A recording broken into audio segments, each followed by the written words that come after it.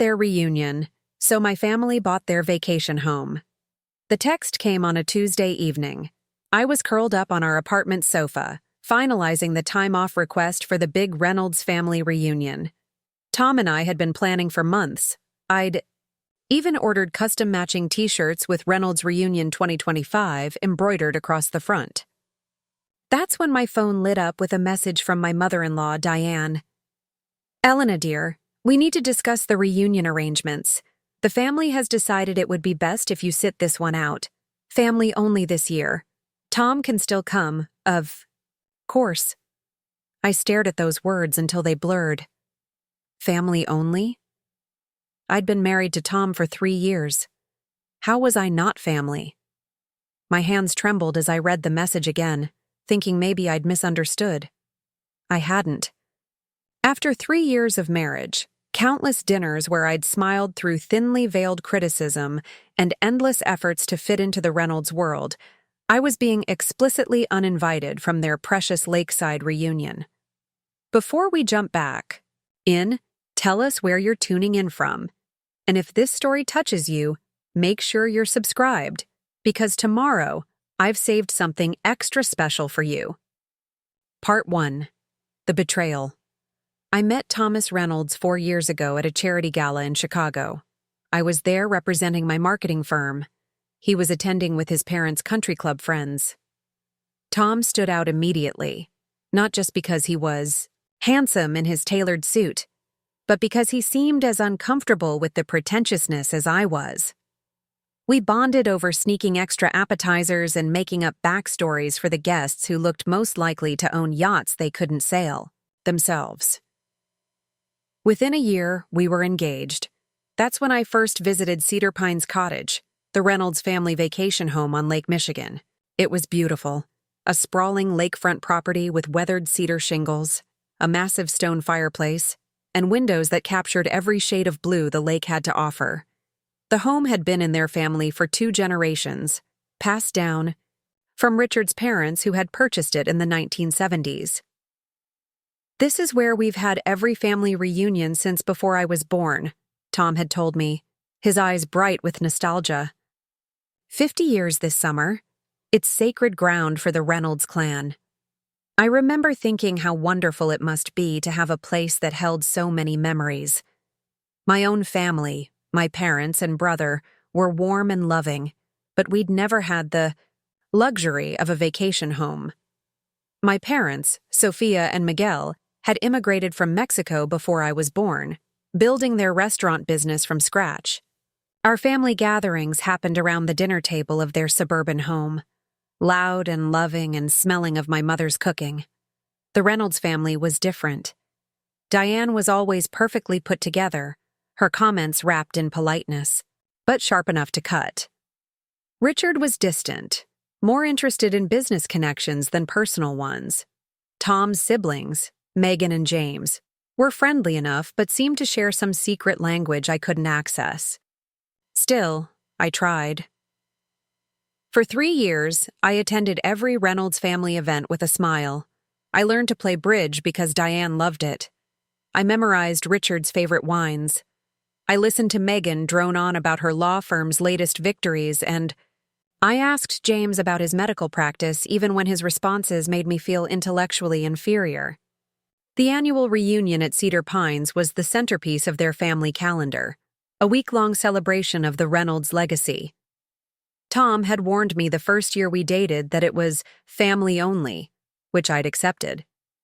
After we married, I attended my first reunion, feeling like I'd finally crossed some invisible threshold into belonging. It hadn't gone well. I'd used the wrong fork at dinner, laughed too loudly at Richard's joke, and committed the cardinal sin of suggesting we try a new recipe rather than Diane's traditional reunion menu. But I thought we'd moved past that. I thought after 3 years I was family too. Yet here I was, staring at Diane's message, the sting of rejection burning in my chest. Tom found me still on the couch an hour later, my eyes red from crying. "Elena, what's wrong?" He dropped his bag by the door, rushing to my side. Wordlessly, I handed him my phone. I watched his expression shift from concern to confusion to anger as he read his mother's message. "This is ridiculous," he muttered, already dialing Diane's number. He put the phone on speaker. "Mom, what is this about Elena not coming to the reunion? She's my wife." Diane's voice was calm, practiced. "Thomas, darling, we simply thought this year we should keep it intimate. The cottage isn't getting any bigger, and with James bringing his new girlfriend and Megan's children getting older." "Stop," Tom interrupted. "Elena is my family. If she's not welcome, I'm not coming either." There was a pause before Diane responded, her voice taking on that wounded tone I'd come to recognize as manipulation. "Don't be dramatic, Thomas. Of course we want you there. It's the 50th anniversary. Your grandfather would be so disappointed if you missed it." "Then I guess he'd be disappointed," Tom said firmly. "Elena and I are a package deal." Another pause, longer this time. "Let me talk to your father and get back to you." 2 hours later, the follow-up call came. I sat beside Tom as Richard's gruff voice filled our living room through the speakerphone. "Tom, your mother tells me you're making a fuss about the reunion arrangements." Tom's jaw tightened. "I'm not making a fuss, Dad. I'm standing by my wife." "Look, son." Richard's voice took on that patronizing tone I'd heard him use in business. Discussions. "There's nothing personal here. We've simply outgrown the space. Someone has to stay home, and Elena is the newest addition. She'll understand." "But James is bringing his new girlfriend," I said before I could stop myself. "We've been married for 3 years." The silence that followed was deafening. "That's different," Richard finally said. "Margot comes from the Hendersons. They're old family friends." And there it was, the truth laid bare. I wasn't from the right family. I didn't have the right background. Despite my education, my career success, my devotion to their son, I would always be the outsider. Tom's voice was cold when he responded. "Thanks for clearing that up, Dad. Elena and I won't be attending." After he hung up, we sat in silence, the weight of what had just happened settling between us. Tom reached for my hand, his voice soft but determined. "I'm sorry, Elena. I knew they could be elitist, but I never thought." He trailed off, shaking his head. "We'll do something else that weekend, just us." I squeezed his hand, fighting back tears. "It's not about the weekend, Tom. It's about them never seeing me as good enough." The next morning, I woke up early and made coffee, my mind racing. As I scrolled through my emails trying to distract myself, a notification from a real estate app caught my eye. Properties I might be interested in, based on my search history. I hadn't been searching for property. But there, at the top of the list, was a familiar cedar-shingled house on the shores of Lake Michigan. Cedar Pines Cottage, listed for sale, quietly, without any fanfare. The Reynolds' precious family vacation home was on the market. I nearly dropped my phone. Why would they sell? And why hadn't Tom mentioned anything? Unless he didn't know.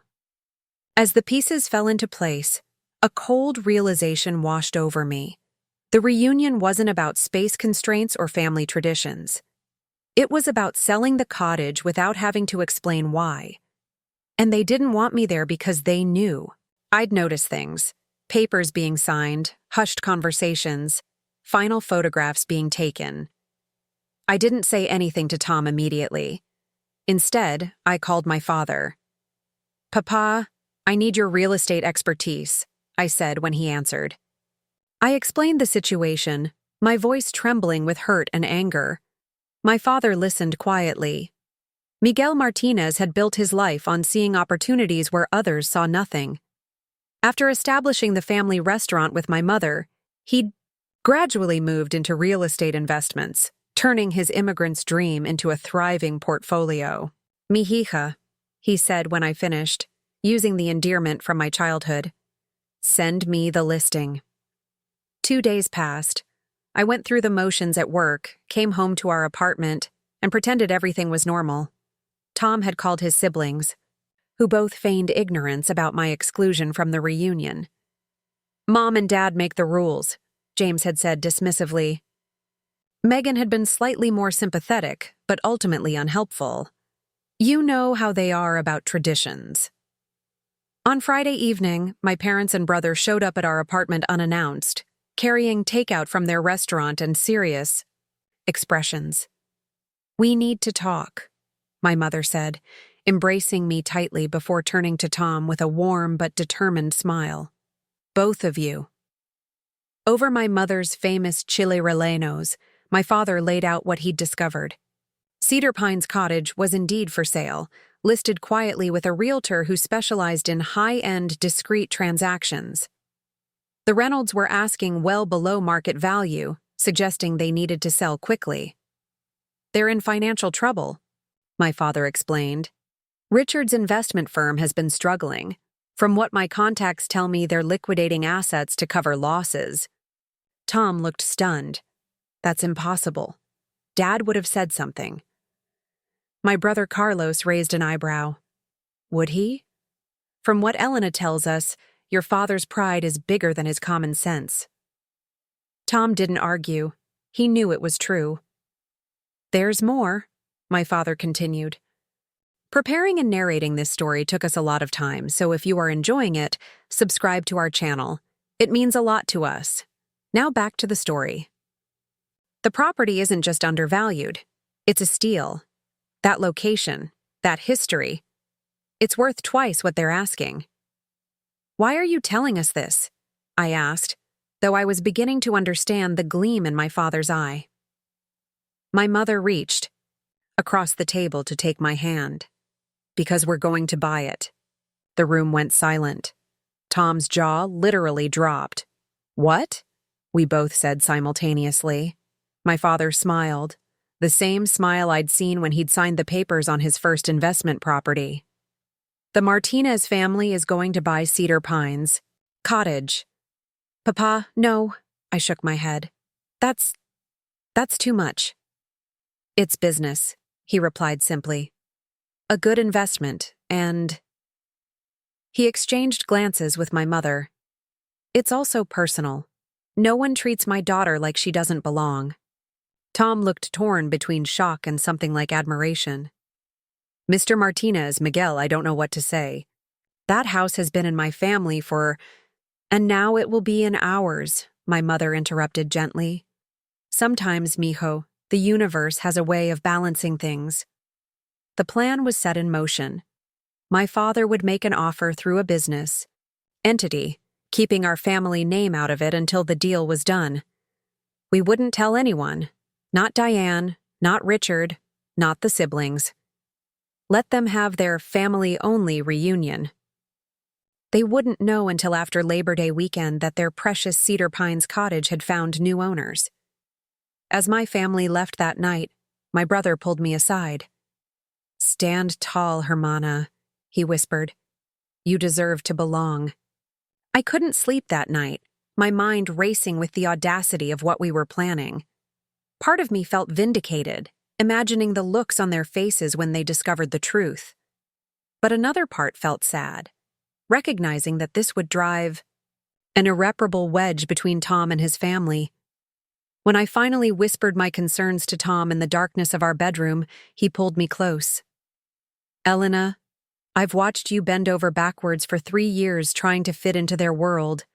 I've seen you swallow their subtle insults, accommodate their traditions, and still show up with a smile. But this message, explicitly excluding you, that's where I draw the line." He kissed my forehead. "If they can't accept my wife, they don't accept me. And honestly, if they've been hiding financial problems instead of just talking to me like an adult, that tells me everything I need to know about how they view our relationship." "Are you sure?" I asked, still uncertain. "This is your family history we're talking about." Tom was quiet for a moment. "My family history isn't in a building, Elena. It's in the memories. And lately, those memories have been tainted by watching how they treat you." He squeezed my hand. "Besides, I kind of love that the Martinez family doesn't just talk about being inclusive. They put their money where their mouth is. The next morning, my father called. His offer had been submitted, and given that it was significantly over, asking price despite the already good value, he expected it would be accepted quickly. We just had to wait and say nothing. Meanwhile, the texts from Diane continued, each one more manipulative than the last. Thomas, we've reconsidered. Elena can come for the weekend portion, just not the full week. Your father is very upset by your reaction. You know his heart condition can't handle stress. This may be our last reunion at Cedar Pines. Don't. You want to be part of that memory. That last one almost made me laugh out loud. If only she knew how true her words were. Tom stopped responding after a while, which only increased the frequency of Diane's messages. Finally, a week before the reunion, she called while Tom was at work. Elena, she said when I answered, her voice sugar-sweet. I hope you can help. Me reason with Thomas. This stubbornness isn't like him. I took a deep breath, remembering all the times I'd swallowed my pride for the sake of peace. Not this time. Actually, Diane, this is exactly like Tom. He's loyal and he values respect. Two qualities I'd think his mother would appreciate. Don't take that tone with me, she snapped, the sweetness evaporating. I've been nothing but welcoming to you, despite your differences from our family. Differences? I repeated. You mean my ethnicity? My middle-class background? Please, Diane, be specific about what makes me unworthy of your precious reunion. She gasped as if I'd slapped her. That's not what I meant. We just have traditions, ways of doing things, and I've respected all of them, I cut in. I've learned your recipes, played your games, listened to your stories. But it's never enough, is it?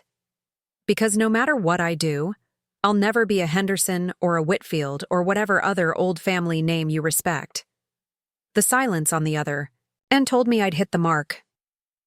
Tell Tom whatever you want about this conversation, I continued, finding strength in finally speaking my truth. But know this. You didn't just reject me with that message.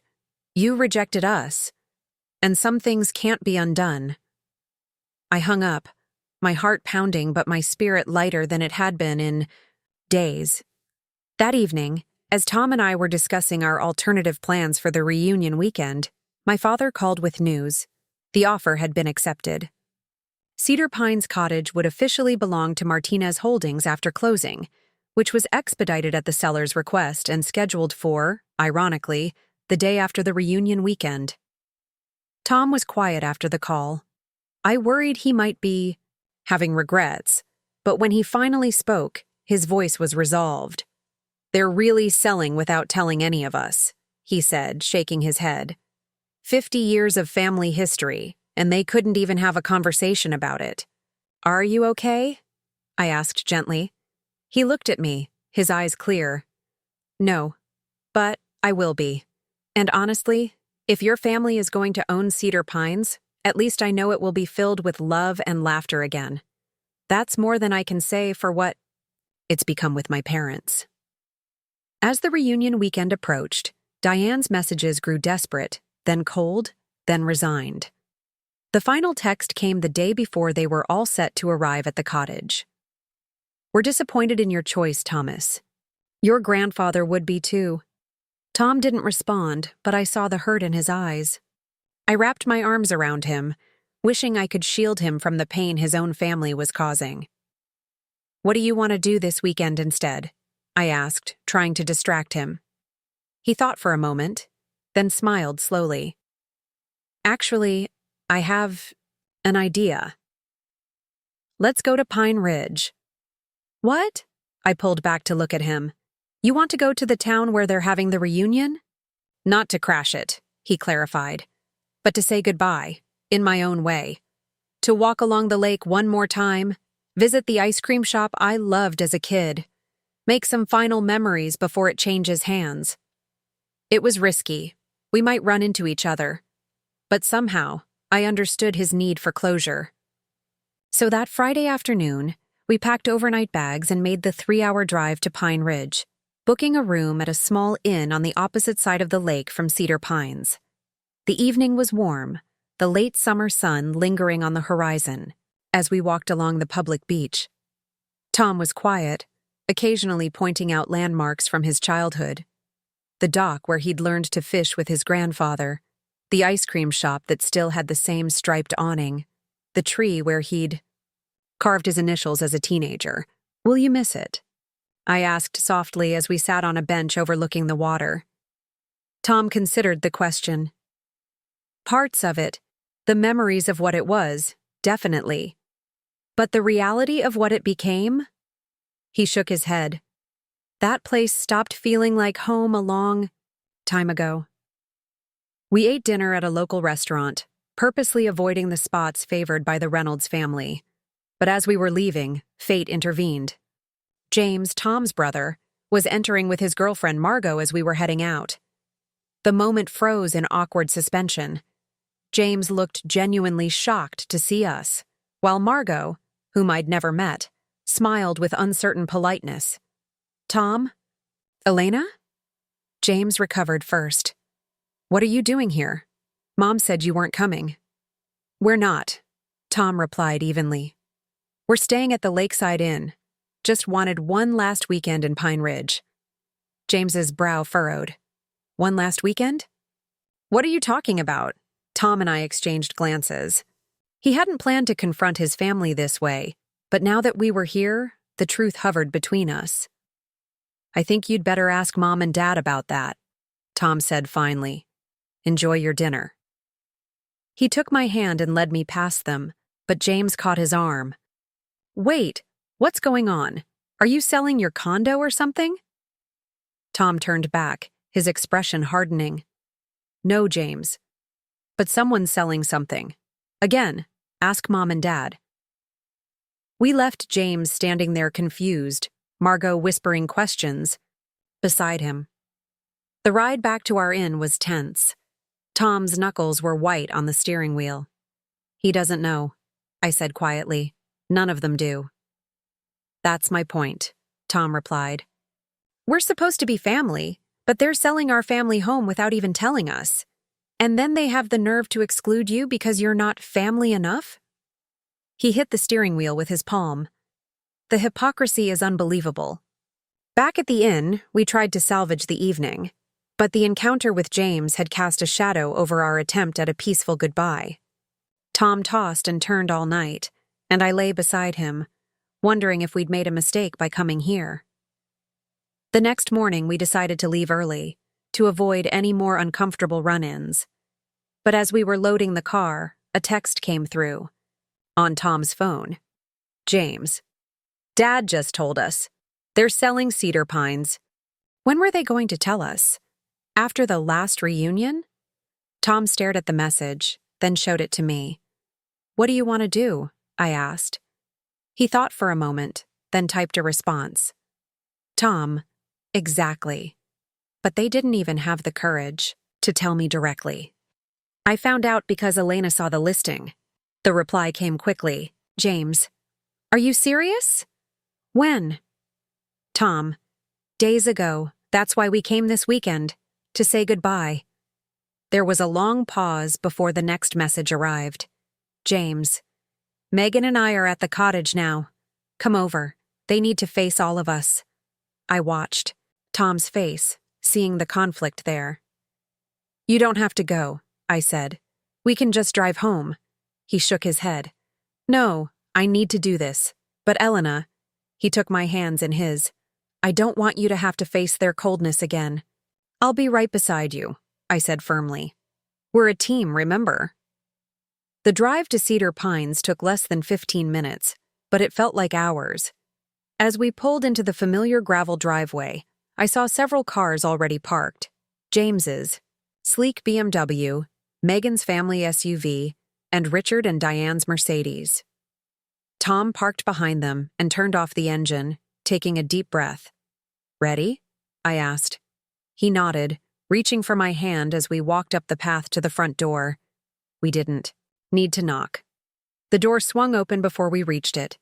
Megan stood there, her expression a mix of anger and relief. "Thank God you're here," she said, pulling Tom into a quick hug before stepping back to let us in. "It's a complete mess." The living room looked like a battlefield. Richard stood by the fireplace, his face flushed. Diane sat rigidly on the sofa while James paced by the windows that overlooked the lake. Margot was nowhere to be seen, probably sent away for this family matter. "Well," Richard said when he saw us, "I suppose we should thank you for blowing up our weekend, Thomas." Tom's jaw tightened. "I blew up the weekend? You were going to sell our family home without telling any of us, and somehow I'm the problem?" "We were going to announce it this weekend," Diane cut in, her voice brittle, "once everyone was together." "Except Elena," I said quietly. All eyes turned to me. Diane's expression hardened. "This is a family matter," she said dismissively. "Exactly," Tom replied. "And Elena is my family." He looked around at his siblings. "Did they tell you why they're selling? The real reason?" Megan frowned. "Dad said it was time to downsize, that maintaining the cottage was becoming too much." Tom laughed without humor. "Try again, Dad. Tell them the truth." Richard's face darkened. "That's enough, Thomas. You have no right." "No right?" Tom's voice rose. "This cottage has been presented to us our entire lives as our inheritance, our legacy. You've used it to control us, to force us into your idea of family. And now you're secretly selling it because you made bad investments, and you don't even have the decency to be honest about it." The silence that followed was deafening. James stopped pacing. Megan's mouth fell open. "Is that true?" she finally asked. "Are you in financial trouble?" Richard and Diane exchanged glances. Diane looked away first, her perfect posture finally faltering. "Your father's firm has faced some setbacks," she admitted reluctantly. "We need to liquidate certain assets." "Setbacks?" Richard exploded. "The firm is on the brink of collapse. Everything's mortgaged to the hilt. This cottage is the only thing we own free and clear, and if we don't sell it, we'll lose everything." The raw admission hung in the air. I'd never seen Richard so undone, his carefully cultivated image of success crumbling before our eyes. "Why didn't you tell us?" James asked, his voice uncharacteristically gentle. "We could have helped." Richard shook his head. "It's too far. Gone for that." He looked at Tom, his expression a mix of anger and shame. "How did you find out?" Before Tom could answer, I spoke up. "I saw the listing online. It wasn't hard to figure out what was happening, especially when you specifically uninvited me from the reunion. You were planning to have your last hurrah, here without me, then announce the sale after it was too late for anyone to object." Diane stood up, her composure returning. "You make it sound so calculated. We were trying to protect the family from unnecessary pain." "By excluding me?" I challenged. "How does that protect anyone?" "You wouldn't understand," she snapped. "This place represents generations of Reynolds history. We wanted one last perfect reunion before selling it to strangers?" Tom interrupted. "Because that's what's happening. You found a buyer, didn't you?" Richard nodded reluctantly. "The offer came in last week. Well over asking price. We signed the papers on Tuesday." Tom glanced at me, a silent question in his eyes. I gave him a slight nod. "Did they tell you who the buyer is?" he asked his siblings. Megan shook her head. "Does it matter? Once it's gone, it's gone." "It matters," Tom said firmly, "because the buyer isn't a stranger." He took a deep breath. "It's Elena's family." The room went completely still. 5 pairs of eyes stared at us in disbelief. "What are you talking about?" Richard finally managed. "Martinez Holdings," I said, watching recognition dawn on his face. "My father's company." Diane sank back onto the sofa. That's not possible," It's not. Only possible it's done, Tom replied. When we discovered you were selling the cottage, and that you'd excluded Elena from the reunion because of her background, my father-in-law decided to make an investment. Cancel it, Richard demanded, his face flushing deeper. Call him right now and cancel it. We can't, I said calmly. The papers are drawn up. And more importantly, we wouldn't if we could. My father made a legitimate business offer that you accepted. This is revenge, Diane whispered, her eyes narrowing. Because we asked you to skip one reunion. No, Diane, I corrected her. This is consequence. You made it clear that I would never be family to you, no matter how hard I tried. So now my family, the people who have always accepted Tom without question, will own the symbol of your exclusivity. Megan had been watching this exchange silently, but now she turned to her parents. Let me get this straight. You exclude Elena from the reunion because she's not family enough, but you're perfectly happy to sell our family home to her father? Do you not see the hypocrisy there? We didn't know it was her father, Richard exploded. Would it have mattered? James asked quietly. You needed the money. Richard had no answer for that. So what happens now? Megan asked, looking between Tom and me. Your family buys our cottage and then what? You kick us out forever? Turn it into something else? Tom shook his head. That was never the plan. I stepped forward, knowing it was time to extend the olive branch I'd come prepared to offer. My family didn't buy Cedar Pines out of spite. They bought it as an investment, yes, but also as a statement about what family really means. And what's that? Diane asked, her voice dripping with sarcasm. That family isn't about bloodlines or traditions or social standing. It's about acceptance, inclusion, love without conditions. I took a breath. The cottage will still host reunions, but there'll be Reynolds Martinez reunions, everyone welcome, no exclusions. The silence that followed felt different this time, less hostile, more contemplative. James was the first to laugh, a short, surprised sound. You know what? I actually like that idea. You can't be serious, Diane protested. I am, James replied. Look at us, Mom. We're falling apart as a family. The one thing that was supposed to bring us together, this cottage, has become just another thing to fight over. Maybe it's time for a change. Megan nodded slowly. Elena has never been anything but kind to this family, even when we didn't deserve it. If her family is willing to keep this place in the family, our extended family, I think that's more than generous. The look Diane gave her children could have frozen the lake. So you're all taking her side now? There shouldn't. Besides, Mom, Tom said wearily, that's the whole point. Elena and I are married. Her family is my family. That's how it works. Richard had been uncharacteristically quiet, staring out the window at the lake. Now he turned, his shoulders slumped in a way I'd never seen before. We don't have a choice, he said, his voice flat. We need the money. The sale goes through. That's not quite true, I countered. We do have choices about what happens after the sale. My father's offer stands. The cottage remains a place for both families to gather. But there's a condition. Of course there is, Diane muttered. I ignored her. The condition is respect. Mutual respect. I've spent 3 years trying to earn yours, Diane. Now it's your turn to earn mine. Tom squeezed my hand, pride evident in his expression.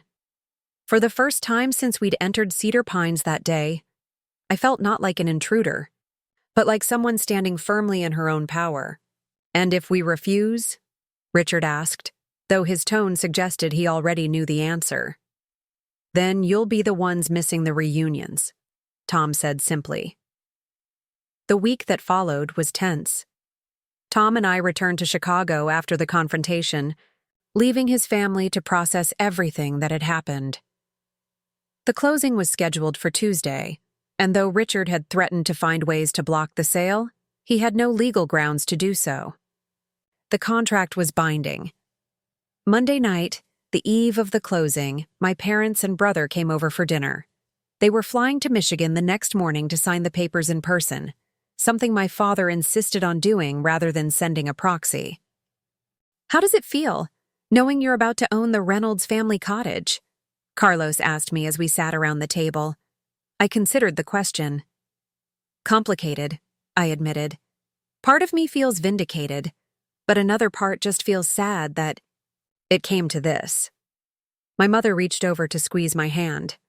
"Mija, sometimes people need to lose something to understand its value. Maybe this is that moment for Tom's family. Or maybe they'll just hate us more," I said, voicing the fear I'd been carrying. My father shook his head. "Then that is their loss. But we do not buy this house to create more division. We buy it to build bridges, even if they are not ready to cross them yet." Tom, who had been listening quietly, raised his glass. "To building bridges," he said, "and to family, the kind you're born into and the kind you choose." We all clinked glasses, and I felt a surge of gratitude for these people who had stood by me unflinchingly.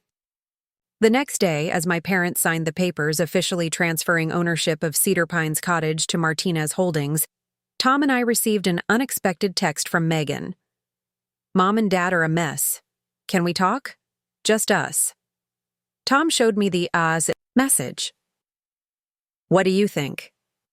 "I think we should hear what she has to say," I replied. She seemed the most receptive to the idea of combining our families. We arranged to meet Megan for lunch at a neutral location, a small cafe halfway between our apartment and her office. She was already there when we arrived, looking uncharacteristically disheveled for someone who prided herself on always maintaining a perfect appearance. "Thanks for coming," she said as we sat down. She took a deep breath. "I want to apologize to you, Elena, not just for this reunion mess, but for not being the sister-in-law you deserved. The sincerity in—" Her voice caught me off guard. In 3 years, I'd never heard Megan Reynolds Wilson apologize for anything. "What brought this on?"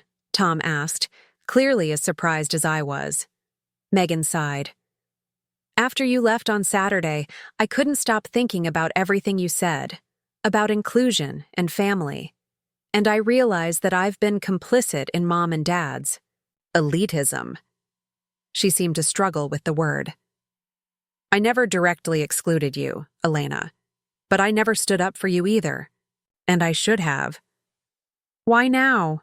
I asked, still skeptical. "Is it just because my family now owns Cedar Pines?" She shook her head.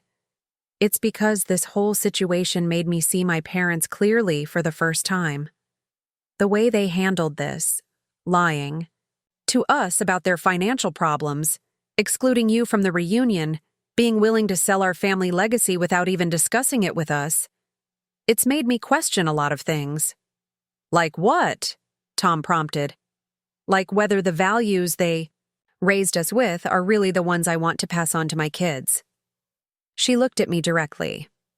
"I don't want my children to think that someone's worth is determined by their last name, or where they went to school, or what neighborhood they grew up in. But that's exactly what I've been modeling by going along with Mom and Dad's behavior." I studied her face carefully, looking for any signs of deception.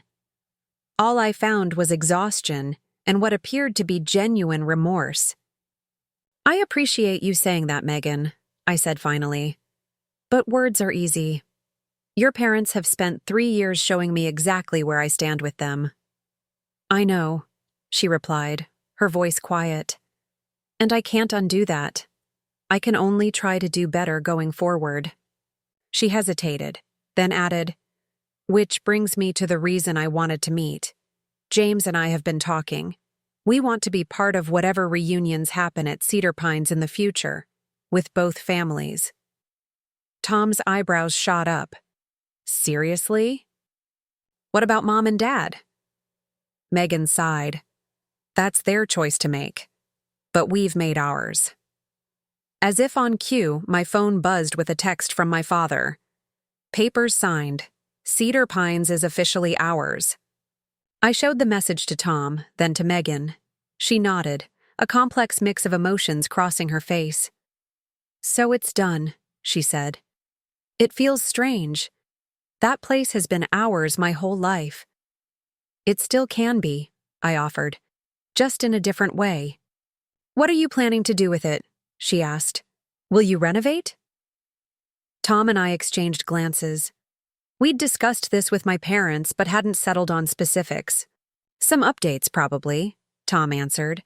The plumbing is ancient, and the kitchen could use modernizing.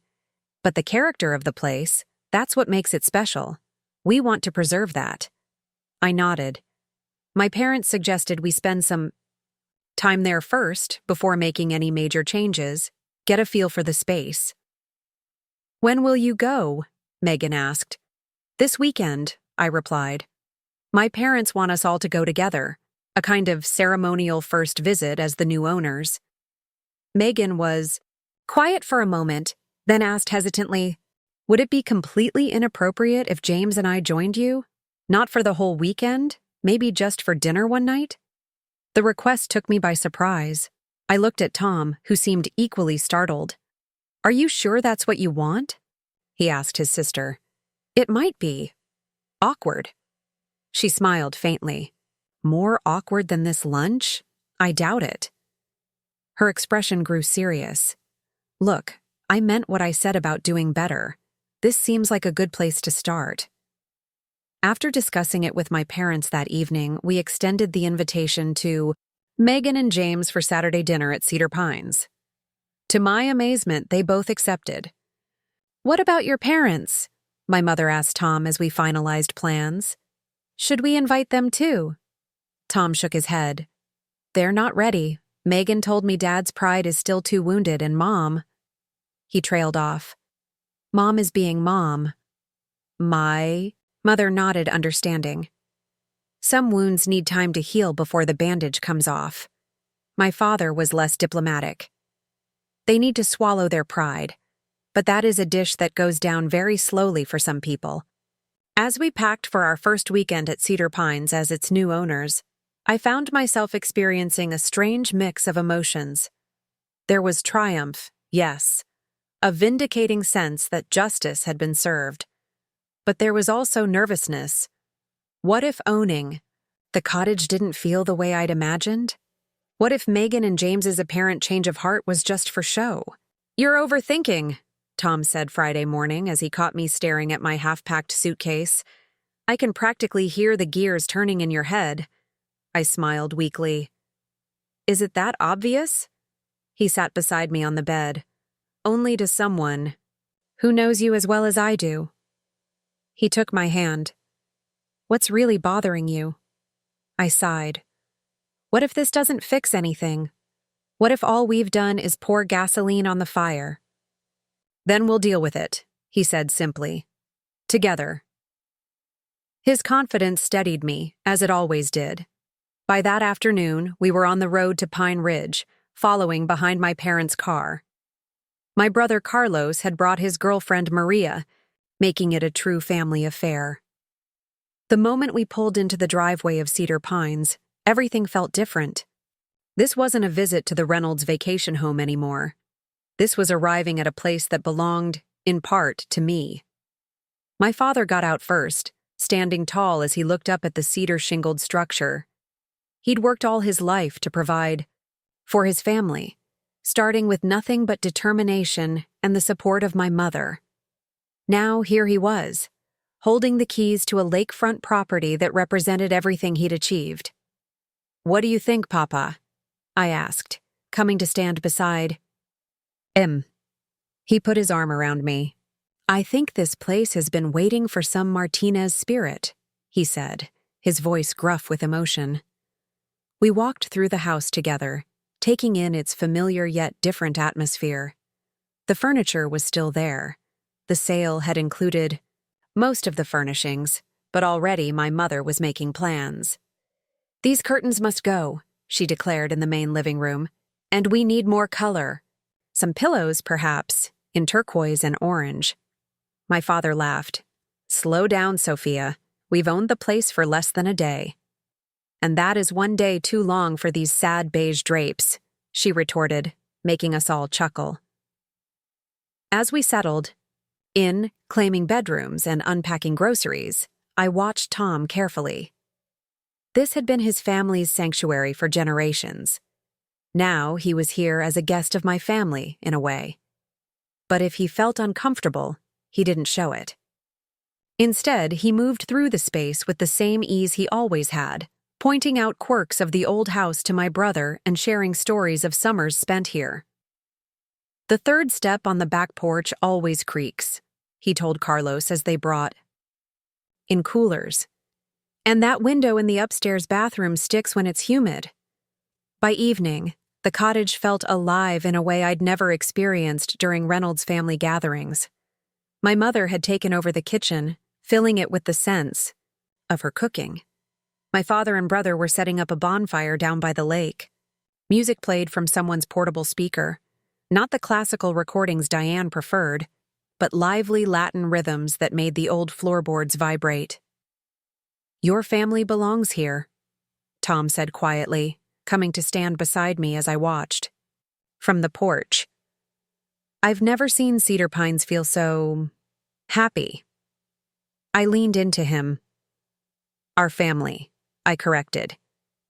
And it's just the beginning. Saturday brought perfect late summer weather, sunshine with a hint of autumn crispness in the air. We spent the day exploring the property, swimming in the still warm lake waters, and preparing for dinner with Megan and James. My mother insisted on cooking an elaborate feast, combining traditional Mexican dishes with some Reynolds family favorites Tom remembered. We will show them what family means, she said as she rolled out masa for tamales. Not with words, but with food and open hearts. By 6 o'clock, everything was ready. The long dining table had been moved out to the deck overlooking the lake, set with a colorful tablecloth and candles my mother had brought. The food waited in covered dishes, filling the air with mouth-watering aromas. My father had opened several bottles of wine to breathe. At exactly 6:30, we heard cars on the gravel driveway. Tom and I went to greet our guests. Megan arrived first, her husband David and their 2 children in tow. She looked nervous but determined, clutching a bouquet of flowers and a bottle of wine. I hope it's okay that I brought the kids, she said. They've been asking about the cottage nonstop since they heard it was sold. Of course it's okay, I assured her, accepting the flowers with genuine appreciation. This place is meant for families. James and Margot arrived minutes later, both looking apprehensive. James had the stiff posture I recognized from formal Reynolds gatherings, the one that signaled discomfort masked as dignity. Thank you for having us, he said formally, handing Tom a gift bag.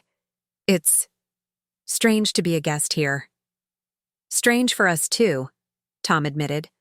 But good strange, I think. The initial introductions were awkward. My boisterous, affectionate family contrasted sharply with the more reserved Reynolds siblings.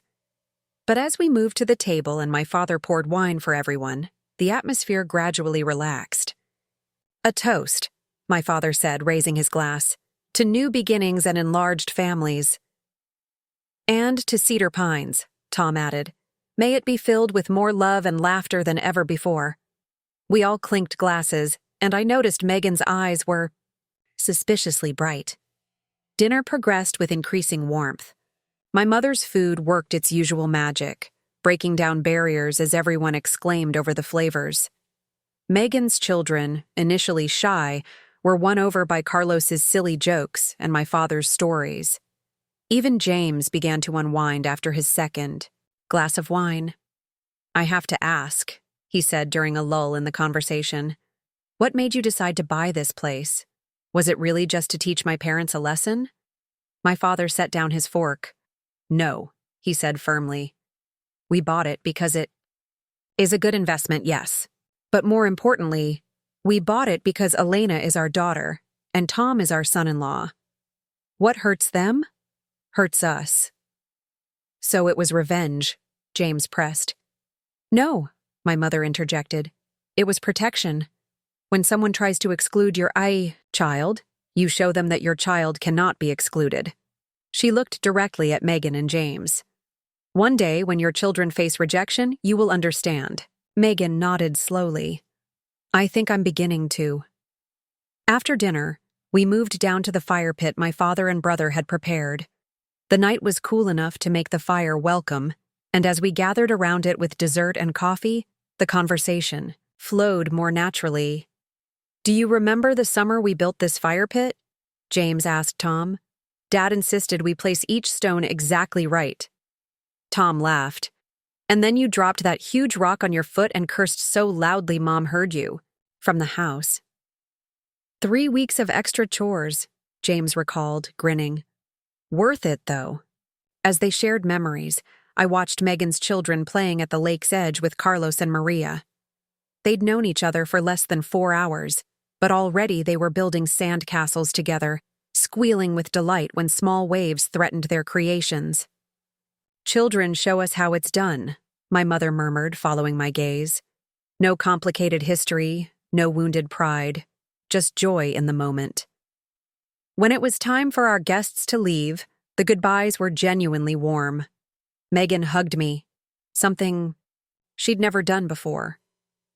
Thank you for tonight, she said, for showing more grace than we deserved. This is just the beginning, I told her. There will be many more dinners. I'd like that, she replied, and I believed her. After they'd gone, we cleared the table and tidied up, all of us pleasantly tired from the day's activities. As Tom and I prepared for bed in what had once been his room during family gatherings, he seemed deep in thought. Penny for your thoughts? I prompted, sitting beside him on the edge of the bed. I was just thinking about how different tonight felt from every other gathering here, he said. There was always so much. Tension in Reynolds family events. Everything had to be perfect. Everyone had to behave just so. He shook his head. Tonight was messy and loud and real. Is that a good thing? I asked. He pulled me close. It's the best thing. I think Cedar Pines has been waiting for this kind of life for a long time. The next morning, as we were enjoying a late breakfast, on the deck Tom's phone buzzed. He checked it, his expression shifting from surprise to concern. It's my mom, he said. She wants to meet, just the two of us. I felt a flutter of anxiety. Are you going to? He looked at me. Do you think I should? Part of me wanted to say no. Diane had shown her true colors too many times for me to trust her sudden desire for reconciliation. But I also knew Tom needed resolution with his mother, one way or another. I think you should hear what she has to say, I said carefully. But don't go expecting a miracle. He arranged to meet her at a cafe in Pine Ridge that afternoon. While he was gone, my family and I continued exploring the property, my father making notes about necessary repairs, my mother planning renovations, and Carlos testing the ancient rowboat we'd found in the boathouse. I tried to focus on these activities, but my mind kept returning to Tom's meeting with Diane. What did she want? Was this a genuine olive branch, or just another manipulation? When Tom finally returned 3 hours later, his expression was unreadable. How did it go? I asked as he found me sitting on the dock. He sat beside me, dangling his feet above the water as I was doing. About as well as could be expected, I guess. What does that mean? He sighed. She's hurt, angry, humiliated. But also, I think she's starting to understand that she can't control everything anymore. He looked out across the lake. She asked if they could come to the next reunion. The request took me by surprise. What did you say? I told her they could, on one condition. Let me guess, that they'd treat me with respect? He nodded. More specifically, I said they need to formally apologize to you, in person. Not just for the reunion, but for the past 3 years of making you feel like an outsider. I let that sink in. The idea of Richard and Diane Reynolds apologizing to me seemed almost impossible to imagine. And she agreed? Not exactly, Tom admitted. She said she'd think about it. But the fact that she didn't outright refuse? That's something. What about your dad? I asked. She says he's still too proud to even discuss it. But she seemed tired, Elena. Tired of fighting. Tired of keeping up appearances. I think losing the cottage has shaken them both more than they expected. I leaned my head on his shoulder. So what happens now? We wait, he said simply. The ball's in their court. In the meantime, we make this place ours. Yours, mine, your family's. We create new memories. When Sunday evening came and it was time to head back to Chicago, I felt a strange reluctance to leave. In just 2 days, Cedar Pines had begun to feel like ours in a way I hadn't anticipated. We'd all agreed to return soon, maybe in October, when the fall colors would transform the lakeside landscape. As we locked up and loaded our cars, my father paused for a moment, looking back at the house. You know, he said thoughtfully, I think this place needed us as much as we needed it. It was true. The cottage had always been beautiful, but under the Reynolds' care, it had felt like a museum, pristine, untouchable, preserved in amber. This weekend, it had come alive with laughter, music, and the controlled chaos of real family life. Back in Chicago, life resumed its normal rhythm. Tom returned to his software engineering job, I to my marketing firm. But something had shifted between us.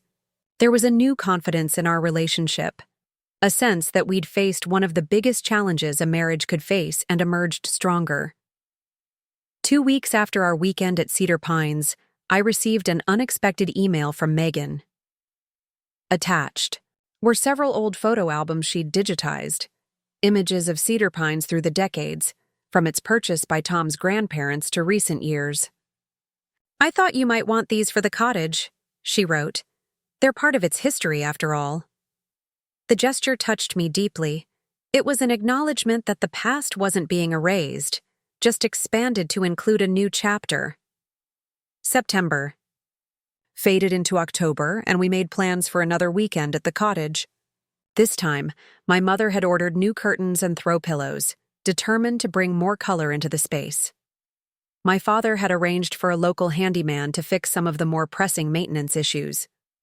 3 days before we were set to leave, Tom received a text from his father. It was brief and typically Richard in its directness. Your mother and I would like to talk. When would be convenient? Tom showed me the message, his eyebrows raised. What do you think? I think it's about time, I replied, though I couldn't quiet the anxious flutter in my stomach. We arranged to meet Richard and Diane at a neutral location, a restaurant in downtown Chicago that neither family frequented regularly. Tom insisted that I be present for the conversation, and to my surprise, Richard agreed without protest when Tom specified this condition. The evening of the meeting, I dressed carefully, choosing an outfit that made me feel confident, yet non-confrontational. A navy blue dress that my mother had given me for my birthday, simple gold jewelry, and comfortable heels that wouldn't leave me shifting uncomfortably during what promised to be a tense conversation. You look beautiful, Tom said as we prepared to leave, and powerful. I smiled at his reflection in the mirror. I need all the power I can get tonight. Remember, he said, wrapping his arms around me from behind, we've already won. Whatever happens tonight doesn't change that. He was right, of course. Cedar Pines was ours now. Megan and James had already shown their willingness to move forward. Whatever Richard and Diane had to say, the foundation of our new reality was already secure. The restaurant was elegant without being stuffy, well lit with comfortable seating, and enough space between tables to ensure privacy. We arrived a few minutes early and were seated at a corner table, partially secluded by a decorative screen of bamboo plants. Wine? Tom asked, scanning the menu. Definitely, I replied. Something strong. He smiled. That bad, huh? I'm just trying to be realistic about how this might go. The waiter had just poured our first glasses when Richard and Diane appeared, guided by the maitre d'. Diane was impeccably dressed as always, her silver hair perfectly styled, her makeup flawless. Richard looked thinner than I remembered, his once commanding presence diminished somehow. They approached our table with measured steps, neither rushing forward nor dragging their feet. Tom stood to greet them, and after a moment's hesitation, I did the same. The initial exchange of pleasantries was awkward, handshakes instead of hugs, stiff smiles that didn't reach eyes, polite inquiries about the journey downtown that no one really cared about. Once they were seated and had ordered their own drinks, an uncomfortable silence fell. Tom looked at me, then at his parents, clearly waiting for them to begin. Richard cleared his throat. Thank you for agreeing to meet with us. Of course, Tom replied neutrally. Another silence stretched between us. The waiter returned with Richard and Diane's drinks, giving us a momentary distraction. Finally, Diane spoke. This isn't easy for us, she said, her voice tight with control. I imagine not, I replied, surprising myself with my directness.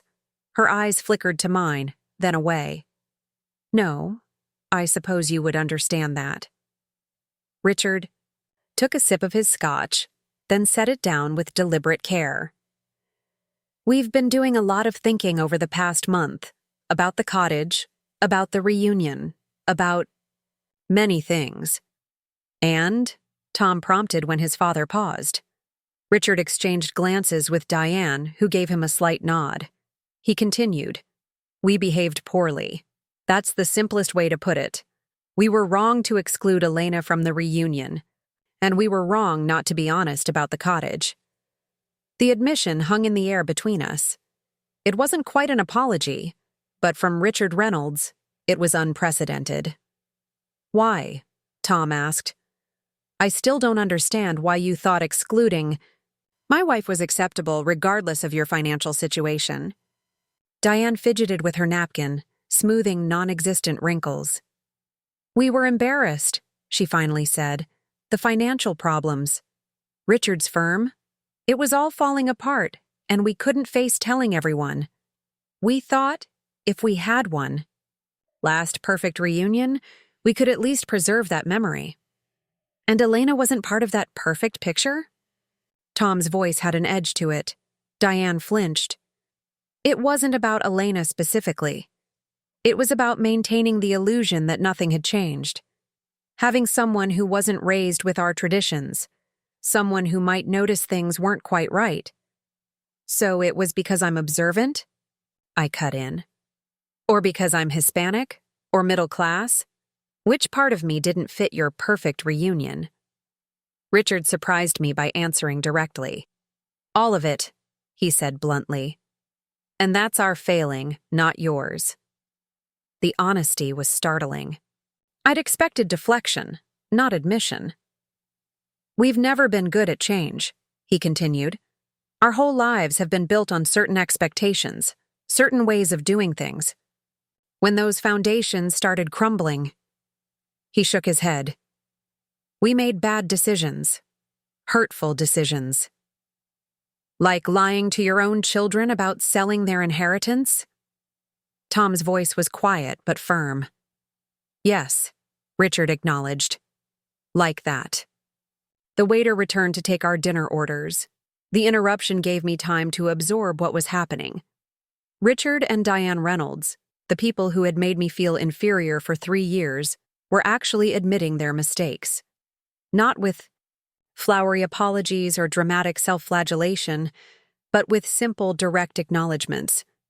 When we'd ordered and the waiter had departed, Diane reached across the table toward me, stopping just short of touching my hand.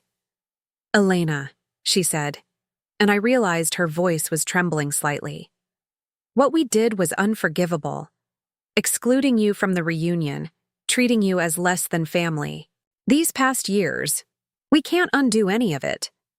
But we want you to know that we regret it deeply. I studied her face, looking for signs of the manipulation I'd come to expect. But all I saw was exhaustion and what appeared to be genuine remorse.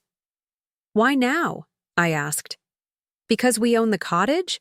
Because Megan and James have chosen sides? Or has something actually changed?" Richard answered. "Losing the cottage was illuminating. It made us confront realities we'd been avoiding. Not just financial ones, but personal ones too." He looked at Tom. "We've always been proud of you, son. Your success, your independence. But we never really understood your choices, including your choice of wife." I tensed, waiting for the backhanded compliment that would inevitably follow. But Richard surprised me again. "We didn't understand because we didn't try to understand. We measured everything, and everyone, against our narrow definition of what was suitable. And in doing so, we missed seeing what was right in front of us. That Elena has brought more joy and authenticity into your life than we ever managed to." Diane nodded, her eyes shining with unshed tears. "Megan told us about the dinner at Cedar Pines, about how different it felt, warmer, more alive." She swallowed hard. "She said her children can't stop talking about Elena's family, about how much fun they had. That's never happened after our reunions." Our food arrived, creating another pause in the conversation.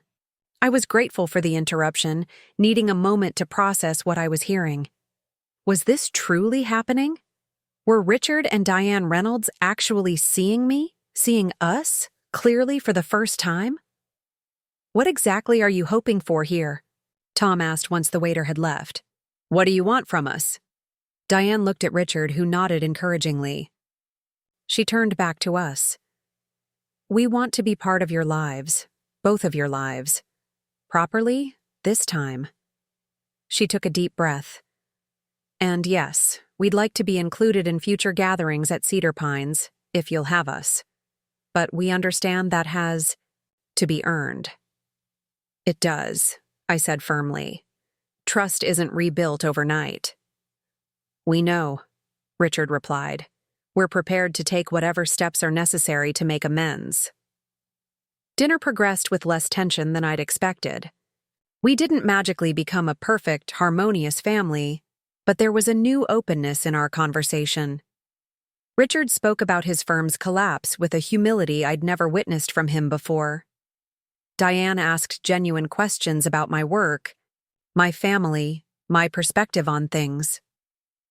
By dessert, we'd reached a tentative understanding.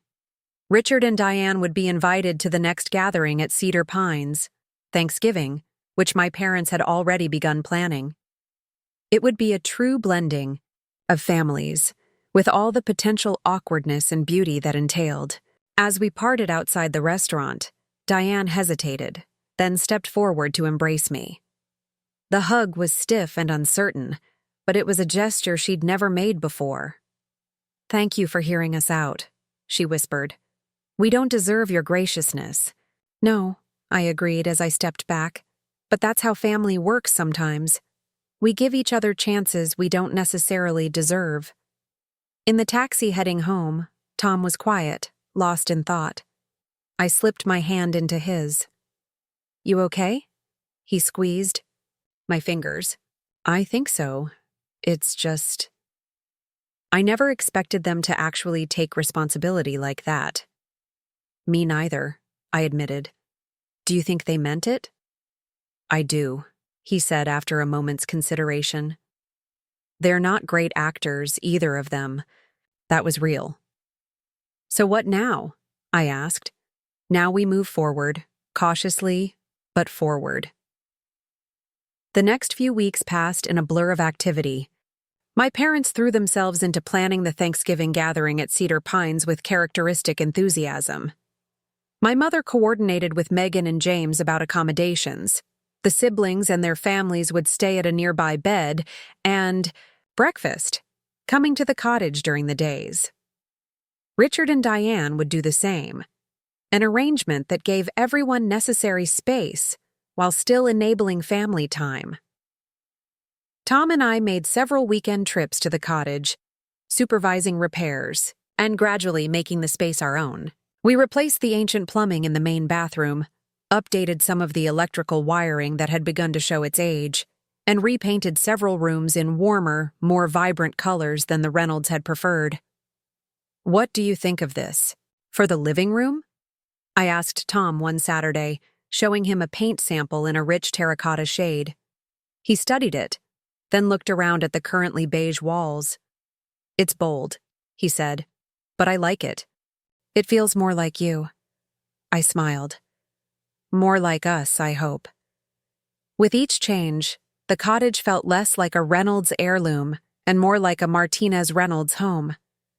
My mother's colorful curtains now framed the lake views. My father had repaired the old boat dock, adding comfortable seating for sunset watching. We'd hung family photos throughout the house, not just Reynolds memories, but Martinez ones too, and new pictures from our blended gatherings. One evening in early November, as we sat on the newly renovated deck watching the sun set over the lake, Tom put his arm around me. "Thank you," he said simply. "For what?"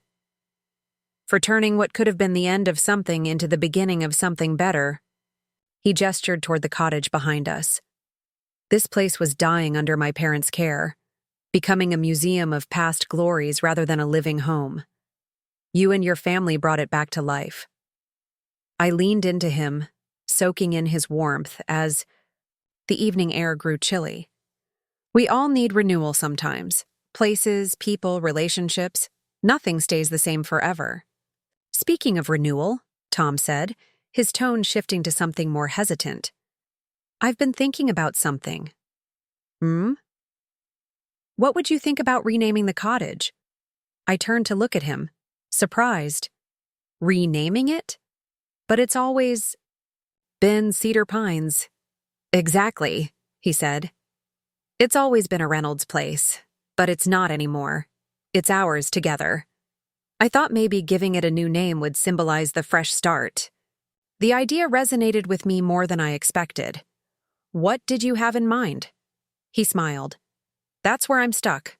I want it to represent both of us, both our families." We brainstormed ideas as darkness fell around us, laughing at some of the more ridiculous combinations of our family names.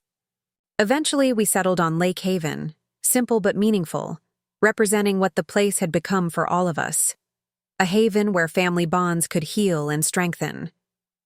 The weekend before Thanksgiving, we made one final trip to prepare the cottage for the upcoming celebration. My parents would arrive Tuesday, with the Reynolds and their families joining us Thursday morning. It would be the first time all of us were together in the same place, a thought that still gave me moments of anxiety despite the progress we'd made. As we drove up to the cottage, I noticed something different about the exterior. The old wooden sign that had proclaimed Cedar Pines for decades was missing from its post by the driveway. "Did you take down the sign last time?" I asked Tom as we unloaded the car. He shook his head, looking equally puzzled. "No. Maybe it fell down in that windstorm last week." We investigated but found no sign of the old marker. Instead, we discovered fresh dirt around the signpost, as if someone had been digging there recently. "Strange," Tom murmured. "I'll check with the handyman. Maybe he removed it for some reason." We put the mystery aside and focused on getting the cottage ready, cleaning, stocking the pantry and refrigerator, preparing guest rooms, and setting up extra tables for the Thanksgiving feast. By Sunday evening, everything was in order. As we made one final inspection of the exterior before leaving, a pickup truck turned into the driveway. It was Eduardo, the local handyman who had been helping with renovations. "Ah, good. You are still here," he called as he parked. "I finished it sooner than I expected." "Finished what?" I asked, approaching the truck. Eduardo grinned and lowered the tailgate, revealing a beautifully crafted wooden sign. The wood was polished cedar, the lettering hand-carved and painted, in a deep, rich blue. Lake Haven. "But how?" I began, then stopped as understanding dawned. I turned to Tom. You did this. He nodded, looking slightly embarrassed. I called Eduardo last week after we decided on the name. I wanted it to be a surprise. Eduardo handed the sign to Tom. Where do you want it? We walked together to the signpost by the driveway. Tom hesitated, then offered the sign to me. Would you like to do the honors? Tears pricked my eyes as I accepted it, feeling the solid weight of the wood in my hands. This simple object represented so much. Our journey, our struggles, our triumph, our hope for the future. Together, Tom and I secured the new sign to its post. Eduardo helped us ensure it was level and stable, then bid us goodnight. As his truck disappeared down the driveway, Tom and I stood arm in arm, admiring our handiwork. Lake Haven, I read aloud, the words feeling right on my tongue. I love it. It's a promise, Tom said quietly, that this place will always be a haven for both our families, no matter what. I rested my head on his shoulder. Even for your parents? Even for them, he confirmed, if they're willing to meet us halfway. The drive back to Chicago that evening felt different from previous returns. Usually, I experienced a mixture of reluctance to leave the peaceful lakeside and relief to return to the familiar routines of our apartment. This time, I felt only anticipation. Eager for the Thanksgiving gathering that would truly inaugurate Lake Haven as our shared family space. Monday morning, I returned to work to find an envelope on my desk. It had been hand-delivered according to my assistant, who couldn't tell me anything about the messenger except that it was an older woman, very well dressed. Inside was a small, elegantly printed card. The message was brief, but clear. Elena, thank you for your graciousness. We are looking forward to Thanksgiving and a new beginning. Diane. I studied the card, running my fingers over the embossed Reynolds family crest at the top. It was such a Diane gesture, formal, proper, exactly what etiquette would dictate in this situation. But the fact that she had personally delivered it rather than simply mailing it suggested an effort beyond mere obligation. I tucked the card into my purse and turned my attention to work, clearing my schedule for the upcoming holiday break. That evening, I showed the card to Tom. Progress, he said, his expression a mix of surprise and approval. Small steps, but in the right direction. Tuesday morning, we loaded our car for the third time in as many weeks and set off for Lake Haven, this time planning to stay through the weekend. My parents had already arrived the night before, eager to begin preparations for the feast. As we turned onto the now familiar lakeside road, Tom reached over to squeeze my hand. Nervous? He asked. A little, I admitted, but mostly just ready. Whatever happens, we've created something beautiful here. He smiled, lifting my hand to kiss it gently. Yes, we have. The cottage came into view as we rounded the final bend, and I felt a surge of pride at the sight of our new sign, gleaming in the morning sunlight. The cedar shingles of the house glowed warmly against the backdrop of pine trees, and smoke curled invitingly from the chimney. My parents emerged from the front door as we pulled into the driveway, my mother wiping her hands on her apron, my father grinning broadly. Finally! My mother called as we stepped out of the car. I was beginning to think you'd changed your minds about Thanksgiving. I laughed, embracing her. We're right on time, Mama. The turkey doesn't even arrive until tomorrow. There is much more to prepare than just the turkey, she replied, patting my cheek. Come, come. Your father has been making his famous tamales since dawn. Inside, the cottage had been transformed. Fall decorations adorned every surface, gourds and miniature pumpkins, arrangements of autumn leaves, candles in harvest colors. The scents of cinnamon, chili, and masa filled the air. Wow, Tom said, taking it all in. You've been busy. My father clapped him on the shoulder. Your mother-in-law has been like a hurricane. I just try to stay out of her way and follow orders. I heard that, Miguel, my mother called from the kitchen, making us all laugh. We settled in quickly, unpacking our bags and helping with preparations. My brother Carlos and his girlfriend, Maria, were due to arrive that evening, completing our side of the family gathering. The Reynolds would begin arriving Thursday morning. First Megan and her family for breakfast, then James and Margot, and finally Richard and Diane for the main meal at 2 o'clock. That night, with Carlos and Maria settled in and dinner behind us, we gathered in the living room. The fire crackled merrily in the hearth, casting dancing shadows on the newly painted terracotta walls. The warmth and color made the space feel entirely different from the formal, reserved room it had been under Reynolds' ownership. "I propose a toast," my father said, raising his glass of brandy. "To Lake Haven. May it always be a place of joy and togetherness." "To Lake Haven," we echoed, clinking glasses. "You know," Carlos said, leaning back in his chair, "when you first told us about buying this place, I thought it was just Papa making a point." He grinned at our father. "A very expensive point." My father chuckled. "Perhaps it began that way, but now?" He gestured around the room. "Now it is becoming something much more important. A legacy," my mother said softly. "For all of us." Tom nodded, his expression thoughtful. "That's what my grandparents intended when they bought this place. A legacy for future generations." He looked around at my family, now his family too. "I think they'd be happy to see it continuing, even if not exactly as they planned." "Do you really believe that?" I asked, genuinely curious. He considered the question. "I do. They were good people, warm, welcoming, nothing like what my parents turned the place into." He sipped his drink.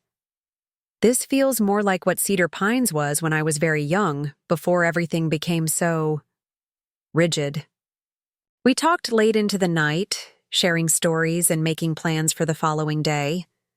By the time we went to bed, my anxiety about the upcoming gathering had softened into anticipation. Whatever happened with the Reynolds, we had already created something beautiful here. Wednesday dawned clear and cold, the lake a sheet of polished silver under the morning light. While my mother and Maria took over the kitchen, starting the epic process of Thanksgiving food preparation, the rest of us focused on final touches around the cottage. Tom and Carlos chopped firewood and stacked it neatly on the porch. My father and I arranged the dining area, setting up 2 tables that would accommodate all 16 people expected for dinner. "Do you think it will work?" I asked my father, as we covered the tables with festive tablecloths. He didn't pretend to misunderstand my question. "Family is never simple, mija, but it is always worth the effort." He straightened a centerpiece of pine cones and autumn leaves. "Your in-laws have taken the first step. That is significant. But will it last? Or is this just temporary humility because they lost the cottage?" He considered this. People change when they must. The loss of the cottage forced them to see things differently. Whether that change lasts? He shrugged. That depends on whether they find value in the new way of seeing. By evening, the cottage was filled with mouth-watering aromas and gleaming with cleanliness. Every bed had been made with fresh linens, guest towels arranged in the bathrooms, extra seating positioned strategically throughout the common areas. We'd even set up a children's table on the enclosed portion of the porch, complete with Thanksgiving crafts to keep younger guests entertained. We enjoyed a simple dinner together, saving our appetites for the next day's feast. Afterward, we played board games by the fire, the conversation flowing easily among us. Watching Tom laugh with my brother, seeing my parents embrace him as truly their son, I felt a profound gratitude wash over me. "Thank you," I said suddenly, making everyone look up from the game. "For what, sweetheart?" Tom asked. "For this," I gestured around the room. "For standing by me. For making this place ours." My mother reached over to pat my hand. Family stands together, Elena. Always. The words hung in the air, a gentle reminder of what tomorrow was really about. Not just a meal or a holiday, but an attempt to redefine what family meant for all of us. Thursday morning arrived with the kind of perfect late autumn weather that seems designed for Thanksgiving. Crisp, sunny, with just enough chill to make the warmth inside feel extra special. I woke early, before the sun had fully risen, and slipped downstairs to make coffee. To my surprise, I found Diane sitting at the kitchen table. I froze in the doorway, momentarily disoriented. "Diane? I thought you weren't coming until afternoon." She stood quickly, smoothing her slacks with nervous hands. "Elena, good morning. I hope it's all right. We arrived last night and stayed at the Pine Ridge Inn. I wanted to come early to help. Your mother said it would be fine." I glanced around the kitchen, noticing now the various food preparations already in progress. A pie cooled on the counter. Dough was rising in a covered bowl. "My mother invited you to cook with her?" I couldn't keep the surprise from my voice. Diane smiled faintly. "She called me last week, said if we were truly going to be family, we should start by cooking together." She gestured to the pie. "That's my grandmother's recipe. Pumpkin with a twist. She always added a touch of orange zest." I moved to the coffee maker, needing something to do while I processed this unexpected development. "Where's Richard?" "Still at the inn. He'll come with James and Megan later." She hesitated. "I wanted some time here first, to feel comfortable before everyone arrived." I nodded, understanding better than she knew. How many times had I done the same at Reynolds family gatherings? Arrived early, tried to find my footing before the full onslaught of family dynamics descended. "Coffee?" I offered, holding up the pot. "Please." I poured 2 cups and sat, across from her at the table. For a moment, we sipped in silence. "Where's my mother now?" I finally asked. "She went to wake your father. Something about needing him to pick up extra ice." Diane set down her cup carefully. "Elena, I want to say something while it's just us." I tensed slightly but nodded, for her to continue. "I have been." She paused, searching for words. "Incredibly wrong. About you, about what family means, about so many things." She met my eyes directly. "The card I sent, it wasn't enough. I need you to know that I truly regret how I've treated you." The sincerity in her voice caught me off guard. This wasn't the carefully composed Diane I knew. This was someone more vulnerable, more real. "What changed?" I asked quietly. She looked down at her hands, then back up at me. "Everything. Losing the cottage was a shock, of course, but seeing how your family handled it, with dignity and generosity, even after how we'd treated you." She shook her head. It made me question a lifetime of assumptions. That couldn't have been easy. "No," she agreed. "It wasn't." Richard struggled even more than I did. His entire identity was wrapped up in a certain image of success, of control. Losing the cottage, admitting financial failure, it shattered something in him. I thought of my father-in-law, always so commanding, so certain of his place in the world. "How is he doing now?" "Better, I think. Different." She smiled slightly. "Humbler, certainly. We've had to downsize significantly. Sold the house in Lake Forest, moved to a condo in the city. It's been an education." We talked until the sun rose fully, casting golden light across the kitchen. Diane shared details of their financial collapse that she'd never revealed before. How Richard's firm had over-leveraged itself. How they'd hidden the extent of their troubles from everyone, including their children. How the shame of failure had driven them to increasingly desperate measures to maintain appearances. "The saddest part," she said, "is that in trying to preserve what we thought mattered, status, tradition, appearances, We nearly destroyed what actually matters. Family. Connection. My mother found us still talking when she returned from waking my father. She paused in the doorway, taking in the scene. Her daughter and Diane Reynolds, heads bent together in earnest conversation over coffee cups. "Buenos dias," she said, her eyes twinkling with satisfaction. "I see you two have found each other." The morning progressed with surprising ease. My mother and Diane worked side by side in the kitchen, their different cooking styles somehow complementing each other.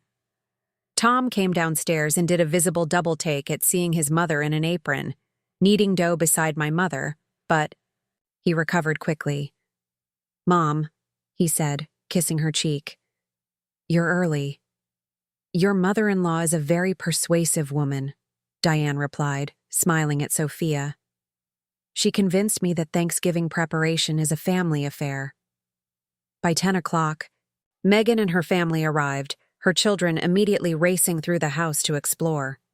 James and Margot followed shortly after, bringing several bottles of wine and a casserole. Richard was the last to appear, looking distinctly uncomfortable as he stood on the porch with a bouquet of flowers. "These are for you," he said stiffly, handing them to me.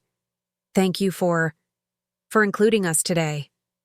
I accepted the flowers, recognizing the gesture for what it was, a proud man's attempt at humility. "Thank you for coming, Richard. Please come in." The house quickly filled with the chaos of a large family gathering. Children running and laughing, multiple conversations happening simultaneously. The kitchen a hive of activity as final dishes were prepared. I moved through it all in a state of bemused wonder, watching the two families interact. Carlos and James discovered a shared interest in fishing and were deep in conversation about lake conditions. My father and Richard, after an initially awkward exchange, found common ground, discussing property values in the area. Megan helped Maria set the children's table, while Margot assisted my mother with the final gravy preparation. Tom caught my eye across the room and mouthed, "You okay?" I nodded, smiling. I was more than okay. I was witnessing something I had once thought impossible, the genuine merging of our families. At 2 o'clock, we gathered around the expanded dining table. Dishes from both family traditions covered every available surface. My mother's tamales alongside Diane's orange zest. Pumpkin pie. My father's spicy cranberry salsa next to Richard's traditional oyster stuffing. My father stood at the head of the table, raising his glass. "Before we eat, I would like to say a few words." He looked around at the assembled faces. "Today is about gratitude. I am grateful for this beautiful place that has brought us all together. I am grateful for new family members." He nodded toward the Reynolds. "And I am most grateful for second chances." Richard cleared his throat. "If I may," he said, rising from his seat. He looked uncharacteristically uncertain. "I would also like to express my gratitude to the Martinez family for their extraordinary generosity of spirit, and to my son and daughter-in-law for teaching this old man that family is not defined by blood or background, but by love and acceptance." He lifted his glass. "To family, all of it." "To family," we echoed, glasses clinking around the table. As we ate, the conversation flowed naturally. There were still moments of awkwardness, still instances where cultural differences or old habits created brief tensions. But there was also laughter, genuine interest, and the beginning of new connections. After dinner, while the children played a noisy game of hide-and-seek throughout the house, the adults gathered on the deck. Despite the November chill, braziers had been lit, providing enough warmth to make the lakeside setting comfortable. Richard approached me as I stood by the railing, watching the sunset paint the water in shades of gold and pink. "It's quite a view," he said, coming to stand beside me. "Yes," I agreed. "It never gets old." He was quiet for a moment. "You've done remarkable things with the place. It feels Alive again. Thank you. That means a lot, especially coming from you. He turned to face me directly. Elena, I owe you an apology. A real one, not the diplomatic version I gave at dinner. His expression was earnest, stripped of its usual reserve. I judged you unfairly from the moment we met. I saw only what I wanted to see, what fit my narrow world view. I missed seeing the remarkable woman my son was fortunate enough to marry. The sincerity in his voice moved me. Thank you, Richard. That can't have been easy to say. No, he agreed with a small smile. But necessary things rarely are. We stood in companionable silence, watching the last light fade from the sky. Behind us, I could hear the mingled voices of both families, my mother's distinctive laugh, Tom's deep chuckle, the children's excited shouts as they discovered new hiding places. Will you continue the reunions? Richard asked eventually. The annual gatherings? Yes, I said without hesitation, but with some changes. More inclusive, less formal. A celebration of what brings us together rather than a performance of tradition for tradition's sake. He nodded. I think that's wise. He glanced back at the house. Diane and I. We'd like to be part of that if you'll have us. Your family, I said simply. That's what tonight is all about. Later. That evening, after the Reynolds had departed and the house had quieted, Tom and I walked down to the shore. The night was clear, stars reflecting on the still surface of the lake like scattered diamonds. So, Tom said, wrapping his arm around me, what's the verdict? Success or disaster? I leaned into his warmth. Definitely success. Not perfect, but real. Real is better than perfect, he agreed. Did my dad actually apologize to you? I saw you two talking on the deck. He did, and I believe he meant it. Tom shook his head in wonder. I never thought I'd see the day. Richard Reynolds, humbled. People can change, I said, thinking of the transformation I'd witnessed in both his parents. When they're ready, Turstjuten. We walked along the shore in comfortable silence, the gentle lapping of water against the dock providing a soothing rhythm. You know what I keep thinking about? Tom said eventually. What's that? How differently things might have turned out if we'd just accepted their exclusion. If we'd let them have their family-only reunion without challenging it. I considered this. They might still have the cottage. We wouldn't be here right now. Exactly. Something good came from standing up for what matters. He stopped walking, turning to face me. You taught me that, Elena, to fight for what's important instead of just going along to keep the peace. And you taught me that family can be redefined, I replied, that it's not fixed or limited by blood or background. He kissed me gently. We make a good team. The best, I agreed. Back at the cottage, we found my parents sitting by the fire, talking quietly over cups of spiced cider. My father looked up as we entered, his expression contented. Ah, there you are, he said, gesturing for us to join them. We were just discussing Christmas. Christmas?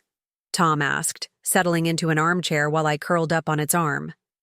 That's still a month away. My mother smiled mischievously. Time moves quickly, mijo, and there are decisions to make. What kind of decisions? I asked, accepting the cup of cider my father offered me. Whether to host Christmas here for one, my father replied.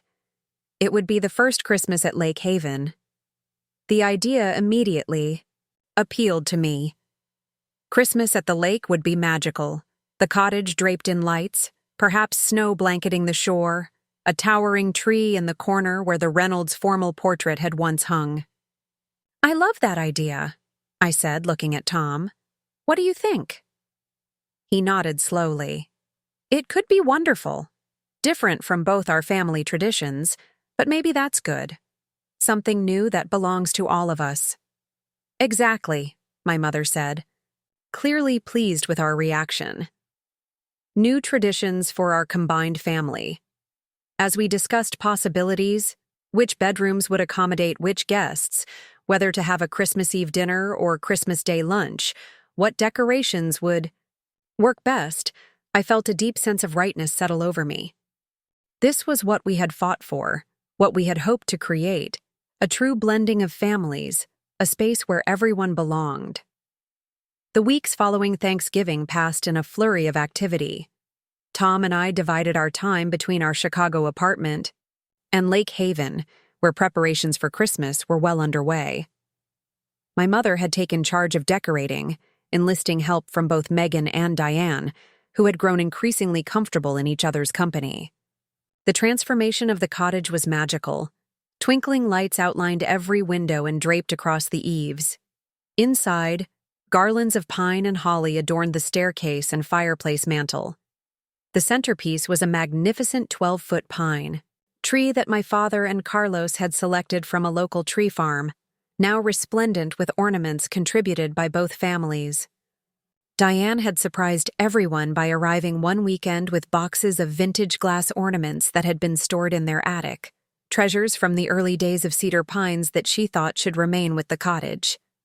"These belong here," she'd said simply, handing the carefully packaged ornaments to my mother. Part of the cottage's history. The gesture had touched all of us, representing as it did Diane's acceptance of the new reality.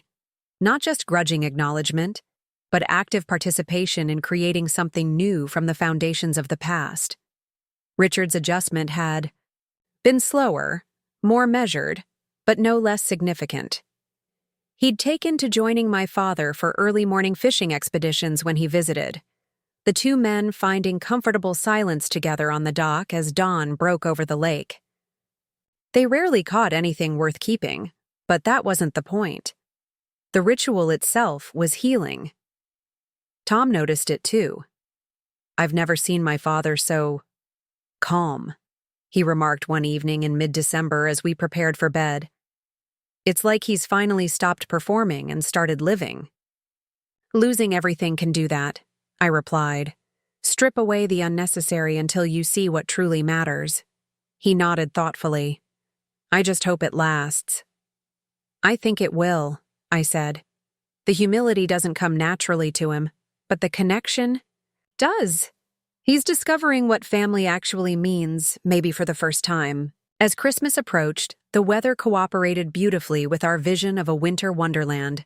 A series of gentle snowfalls blanketed the landscape, transforming Lake Haven into a picture-perfect holiday setting.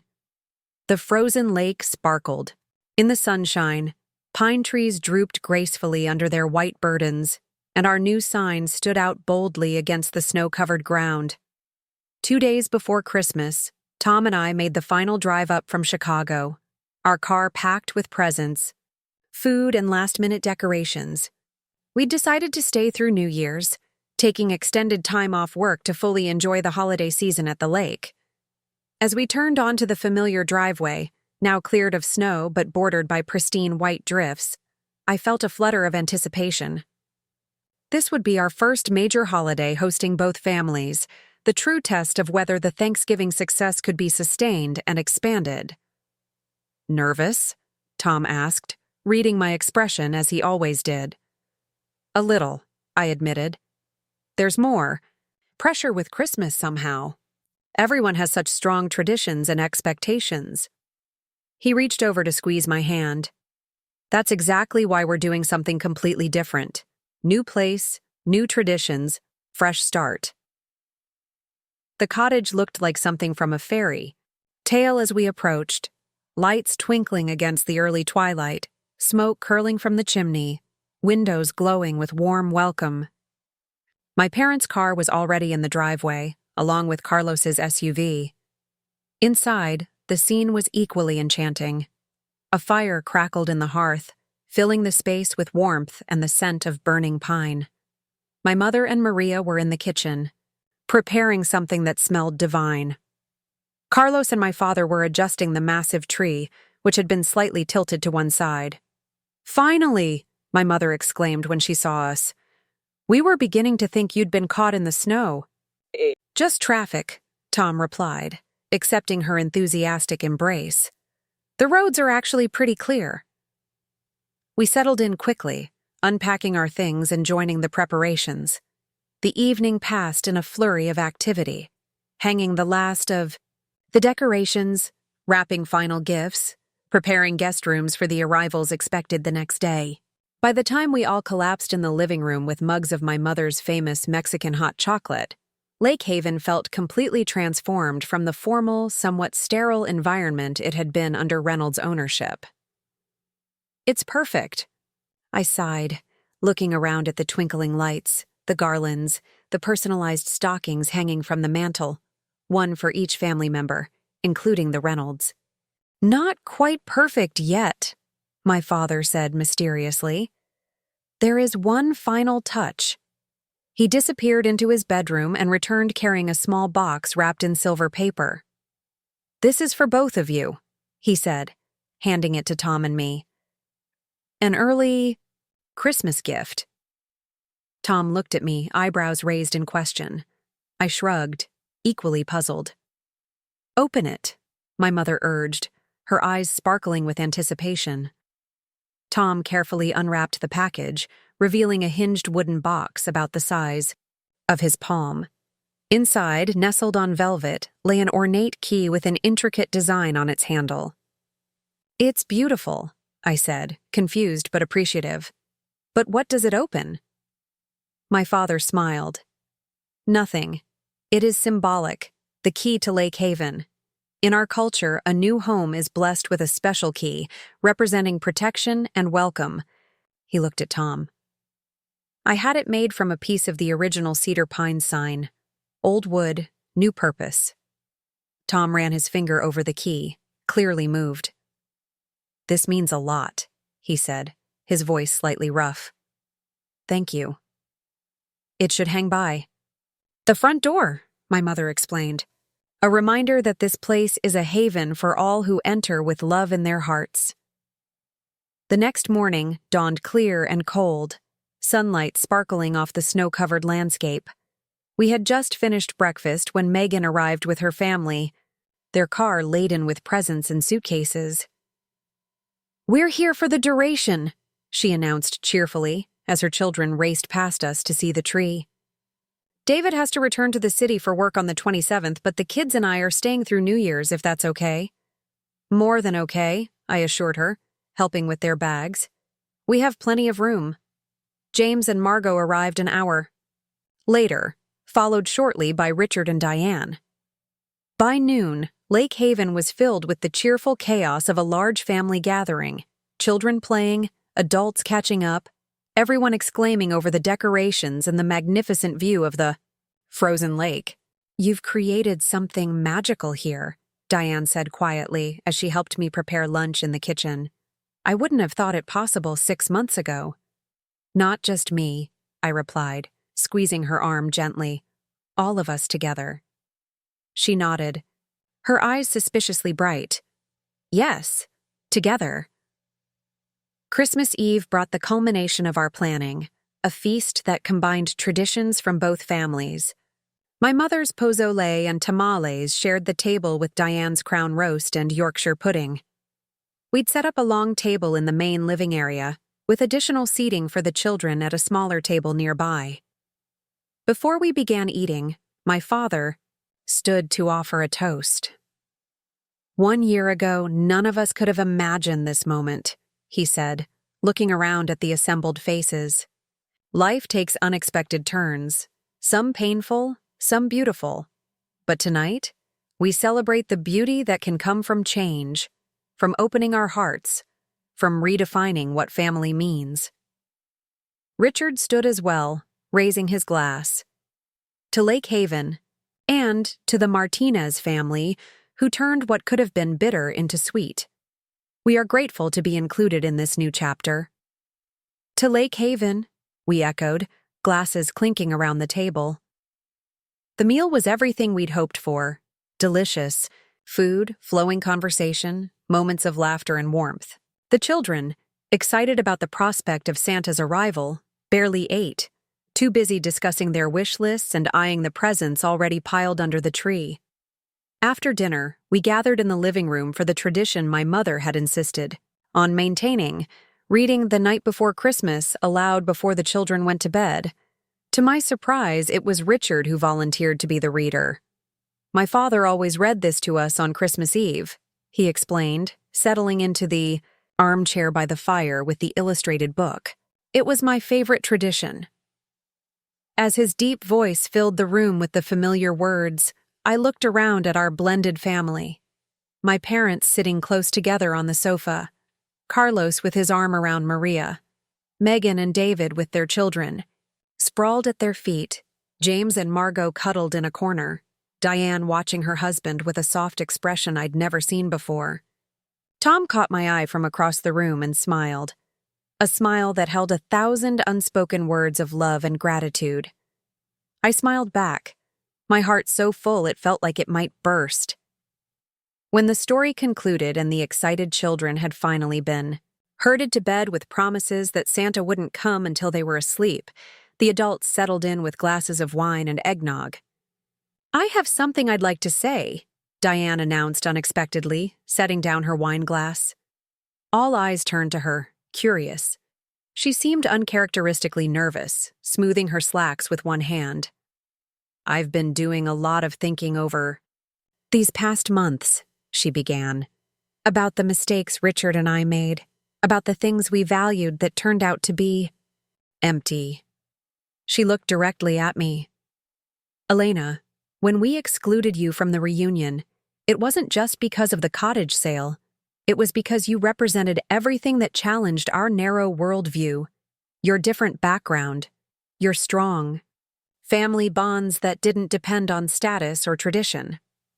The room was silent, everyone holding their breath as Diane continued. "I was afraid," she admitted, her voice barely above a whisper. "Afraid that acknowledging your place in our family meant admitting that our way wasn't the only way, maybe wasn't even the best way. It was easier to exclude you than to question a lifetime of assumptions." Richard reached over to take her hand, supporting her through this difficult confession. "But losing the cottage forced us to confront those assumptions," she continued. "And what we've discovered through this process is that family, real family, is so much richer, so much more beautiful than the careful performance we'd been maintaining." She looked around the room, her eyes bright with unshed tears. "Being welcomed here, despite everything, has been the greatest gift, greater than any house or possession could ever be." My throat tightened with emotion. "Thank you for saying that, Diane." "It needed to be said," she replied simply. "Not just for you, but for all of us." The evening continued with a gentler tone after Diane's heartfelt words. We played board games, shared stories of past Christmases, and enjoyed the simple pleasure of being together without the weight of past tensions.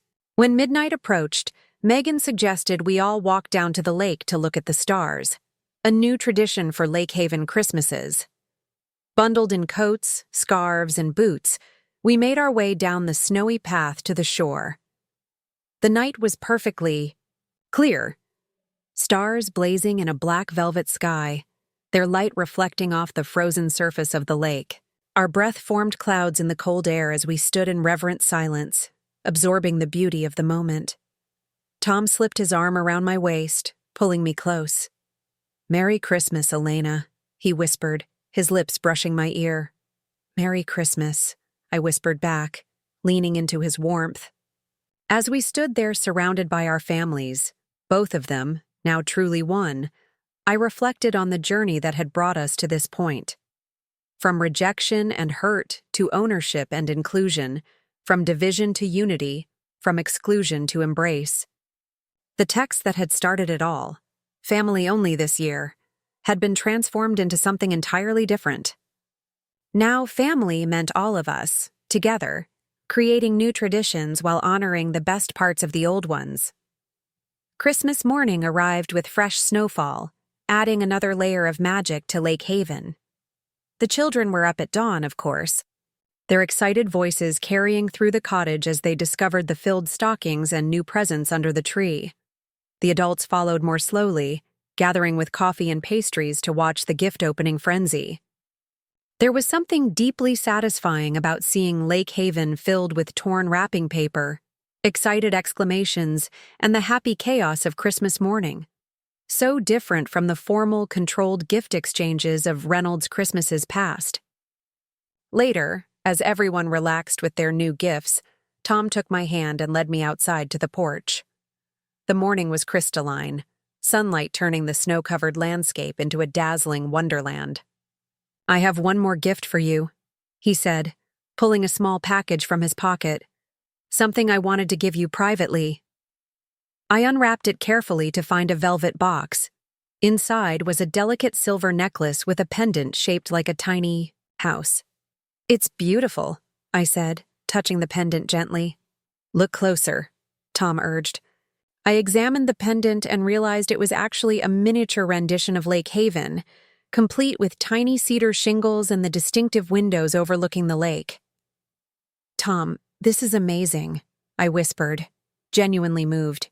"Where did you find something so perfect?" "I had it custom made," he replied, using photos of the cottage. "I wanted you to always have a piece of this place with you, even when we're back in the city." I turned around so he could fasten the necklace around my neck, the pendant resting perfectly at the hollow of my throat. "I love it, and I love you." He kissed me softly. "This year has been quite a journey." "Worth every step," I said firmly. "Even the painful ones?" I considered this, thinking of the hurt, the confrontations, the difficult conversations that had brought us to this point. Yes, I decided. Even those. They led us here, after all. He smiled, brushing a snowflake from my hair. "They did, indeed." We stood together on the porch, watching the sunlight dance across the frozen lake, the pendant warm against my skin. Lake Haven stretched behind us, filled with the sounds of family, laughter, conversation, children playing, the gentle background noise of belonging. 6 months ago, a text message had told me I wasn't welcome at a family reunion. Now I stood, as co-owner of that very reunion place, surrounded by a family that had expanded to include everyone, even those who had once excluded me. The irony wasn't lost on me. Neither was the lesson. Sometimes rejection leads to something far more valuable than acceptance ever could have. Sometimes being told you don't belong is the first step toward creating a place where everyone truly does. As Tom and I turned to go back inside, I caught sight of our new sign gleaming in the morning sunlight. Lake Haven. A place of safety, of welcome, of unconditional belonging. A place where families could heal, grow, and transform. A place that had become ours not just through legal ownership, but through the harder, more important work of creating genuine connection. "Ready to go back in?" Tom asked, nodding toward the door. I smiled, touching the house pendant at my throat. "Yes, let's join our family." And together, we stepped back into the warmth of Lake Haven, the home that rejection had built, but love had transformed. The next few days passed in a blur of holiday activities. We built snowmen on the lakeshore, went ice skating on a cleared section of the frozen lake, took walks through the snow-covered woods surrounding the property. Evenings were filled with board games, movies, and conversations that stretched late into the night. With each passing day, the boundaries between Martinez and Reynolds blurred further, family ties strengthening into something new and unbreakable. New Year's Eve brought another gathering, smaller than Christmas, but no less meaningful. Megan and her children had stayed as planned, and James and Margot returned for the celebration. Richard and Diane joined us for dinner, though they opted to return to the Pine Ridge Inn rather than staying overnight. "Too many stairs for these old bones," Richard joked, though I suspected he and Diane still needed occasional space from the boisterous Martinez style of celebration. We had prepared the deck for midnight, stringing extra lights and setting up outdoor heaters to combat the winter chill. As the hour approached, we bundled up and gathered outside, champagne glasses in hand. "I'd like to propose a toast," my father said as we formed a circle under the starlit sky. "To the year behind us, with all its challenges and surprises, and to the year ahead, full of possibilities. And to second chances," Diane added softly. "May we never take them for granted." "To family," Tom said, raising his glass higher, "in all its beautiful complexity." As we clinked glasses, the first fireworks exploded over the lake, a display put on by residents on the opposite shore. The colors reflected on the ice, creating a double show of light and wonder. In that moment, surrounded by family both old and new, I felt a profound sense of completion. The journey that had begun with exclusion had led to something I could never have imagined, a true blending of lives, traditions, and hearts. When midnight struck and cheers erupted around the circle, Tom pulled me close for our New Year's kiss. "Happy New Year, Mrs. Reynolds Martinez," he whispered against my lips. "Happy New Year," I replied, savoring the rightness of being exactly where I belonged. The first days of January brought departures, Megan and her children returning to their home, Carlos and Maria heading back to Chicago for work, my parents staying for one more week to help close up the cottage for a brief winter hiatus. Before my parents left, we sat together by the fire, discussing plans for Lake Haven's future. "We should open it to extended family too," I suggested. "Cousins, aunts, uncles, anyone who wants to experience this place." My father nodded approvingly. "The more love fills these walls, the stronger they become." "And maybe a summer camp for the children?" my mother added. 2 weeks in July, perhaps, where all the cousins can be together. Tom smiled at their enthusiasm. "I think my grandparents would have loved what this place is becoming. They always wanted it to be full of life and laughter." As we closed up Lake Haven for our own return to Chicago, I took a final walk through each room, appreciating how much had changed in just 6 months.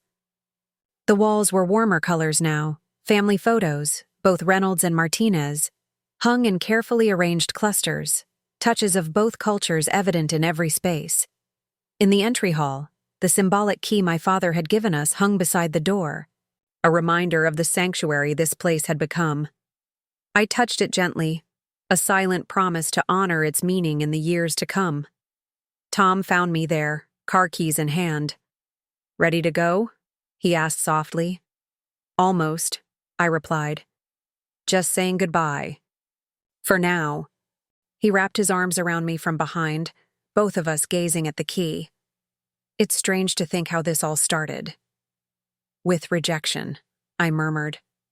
"And ended with something better than acceptance," he finished. "Something completely new."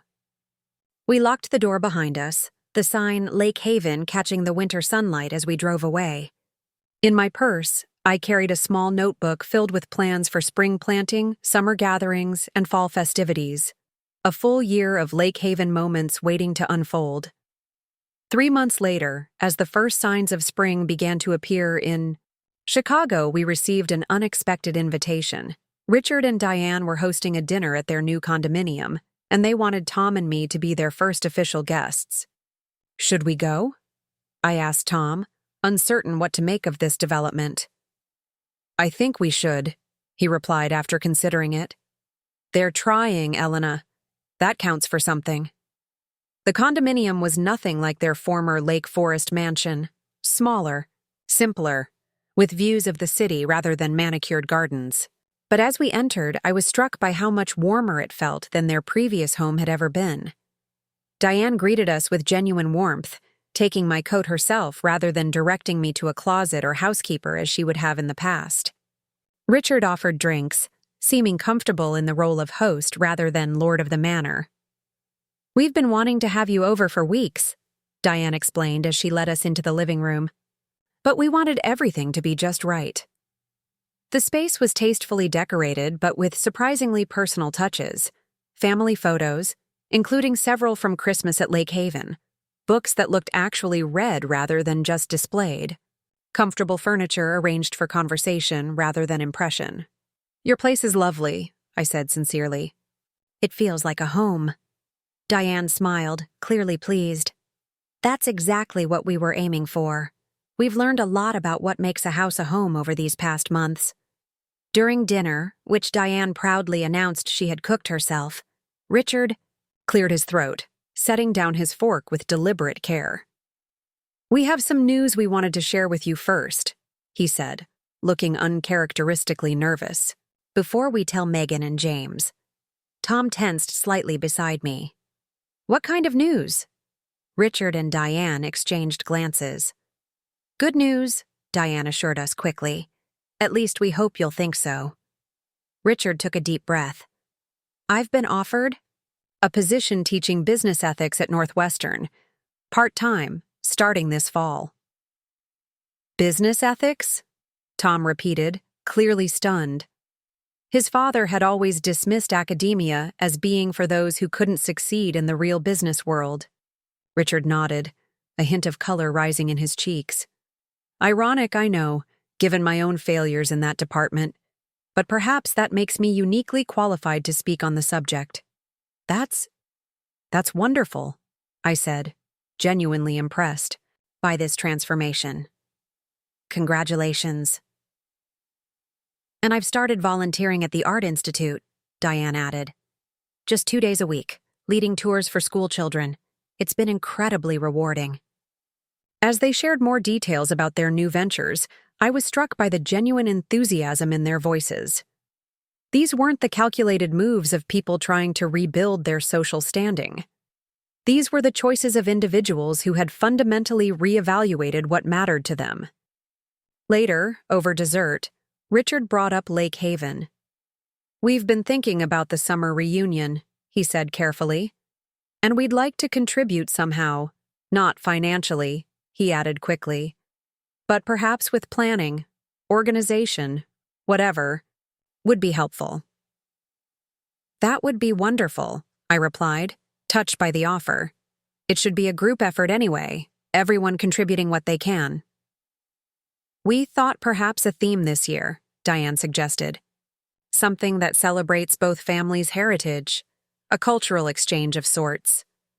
"I love that idea," I said, genuinely excited by the prospect. My mother would be thrilled. As we drove home that evening, Tom was unusually quiet. "What are you thinking?" I asked, watching his profile in the city lights. "I'm thinking about second chances," he replied after a moment. "About how rare and valuable they are." He glanced at me. "My parents are different people now. Or maybe they're finally the people they were meant to be all along, before status and appearance became everything." "People can change," I said, softly, "when the right catalyst comes along." He reached for my hand across the console. "You were that catalyst, Elena. You and your family. You showed them what they were missing by valuing the wrong things." "We all changed," I acknowledged. "That's what family does. Challenges us, shapes us, makes us better versions of ourselves." Spring unfurled across the Michigan lakeshore, bringing Lake Haven back to vibrant life. We visited as often as our work schedules allowed, sometimes alone, sometimes with various family members. My mother planted a garden that combined ornamental, flowers with herbs and vegetables, beautiful and practical, just like her approach to life. My father and Richard worked together on rebuilding the old dock, their different approaches to the task somehow complementing each other. By the time Memorial Day arrived, Lake Haven was ready for its first full summer season under new ownership. The weekend brought both families together again, launching what would become a pattern of shared holidays and ordinary weekends alike. One evening during that weekend, as sunset painted the sky in spectacular colors, I found myself sitting on the new dock with Diane. We had developed an unexpected friendship over the months, one based on genuine appreciation rather than obligation. "I never thanked you properly," she said, as we watched the sun sink below the tree line. "For what?" "For not giving up on us. After how we treated you, you would have been justified in cutting us out completely." She turned to look at me directly. "Instead, you opened your heart and your home to us. You gave us the chance to become better people." I considered her words carefully. "I think perhaps we all needed this place," I said finally, gesturing toward the cottage behind us. "A neutral ground where we could redefine ourselves and our relationships." "Lake Haven," she mused. "It really has become that, hasn't it? A haven for all of us." We sat in companionable silence as the first stars appeared in the darkening sky. Behind us, voices and laughter drifted from the cottage, Tom and James debating something good-naturedly, my mother and Megan discussing recipes, children giggling as they played a board game under Carlos's supervision. The sounds of family, not Martinez, not Reynolds, but something new and beautiful that encompassed both while transcending either.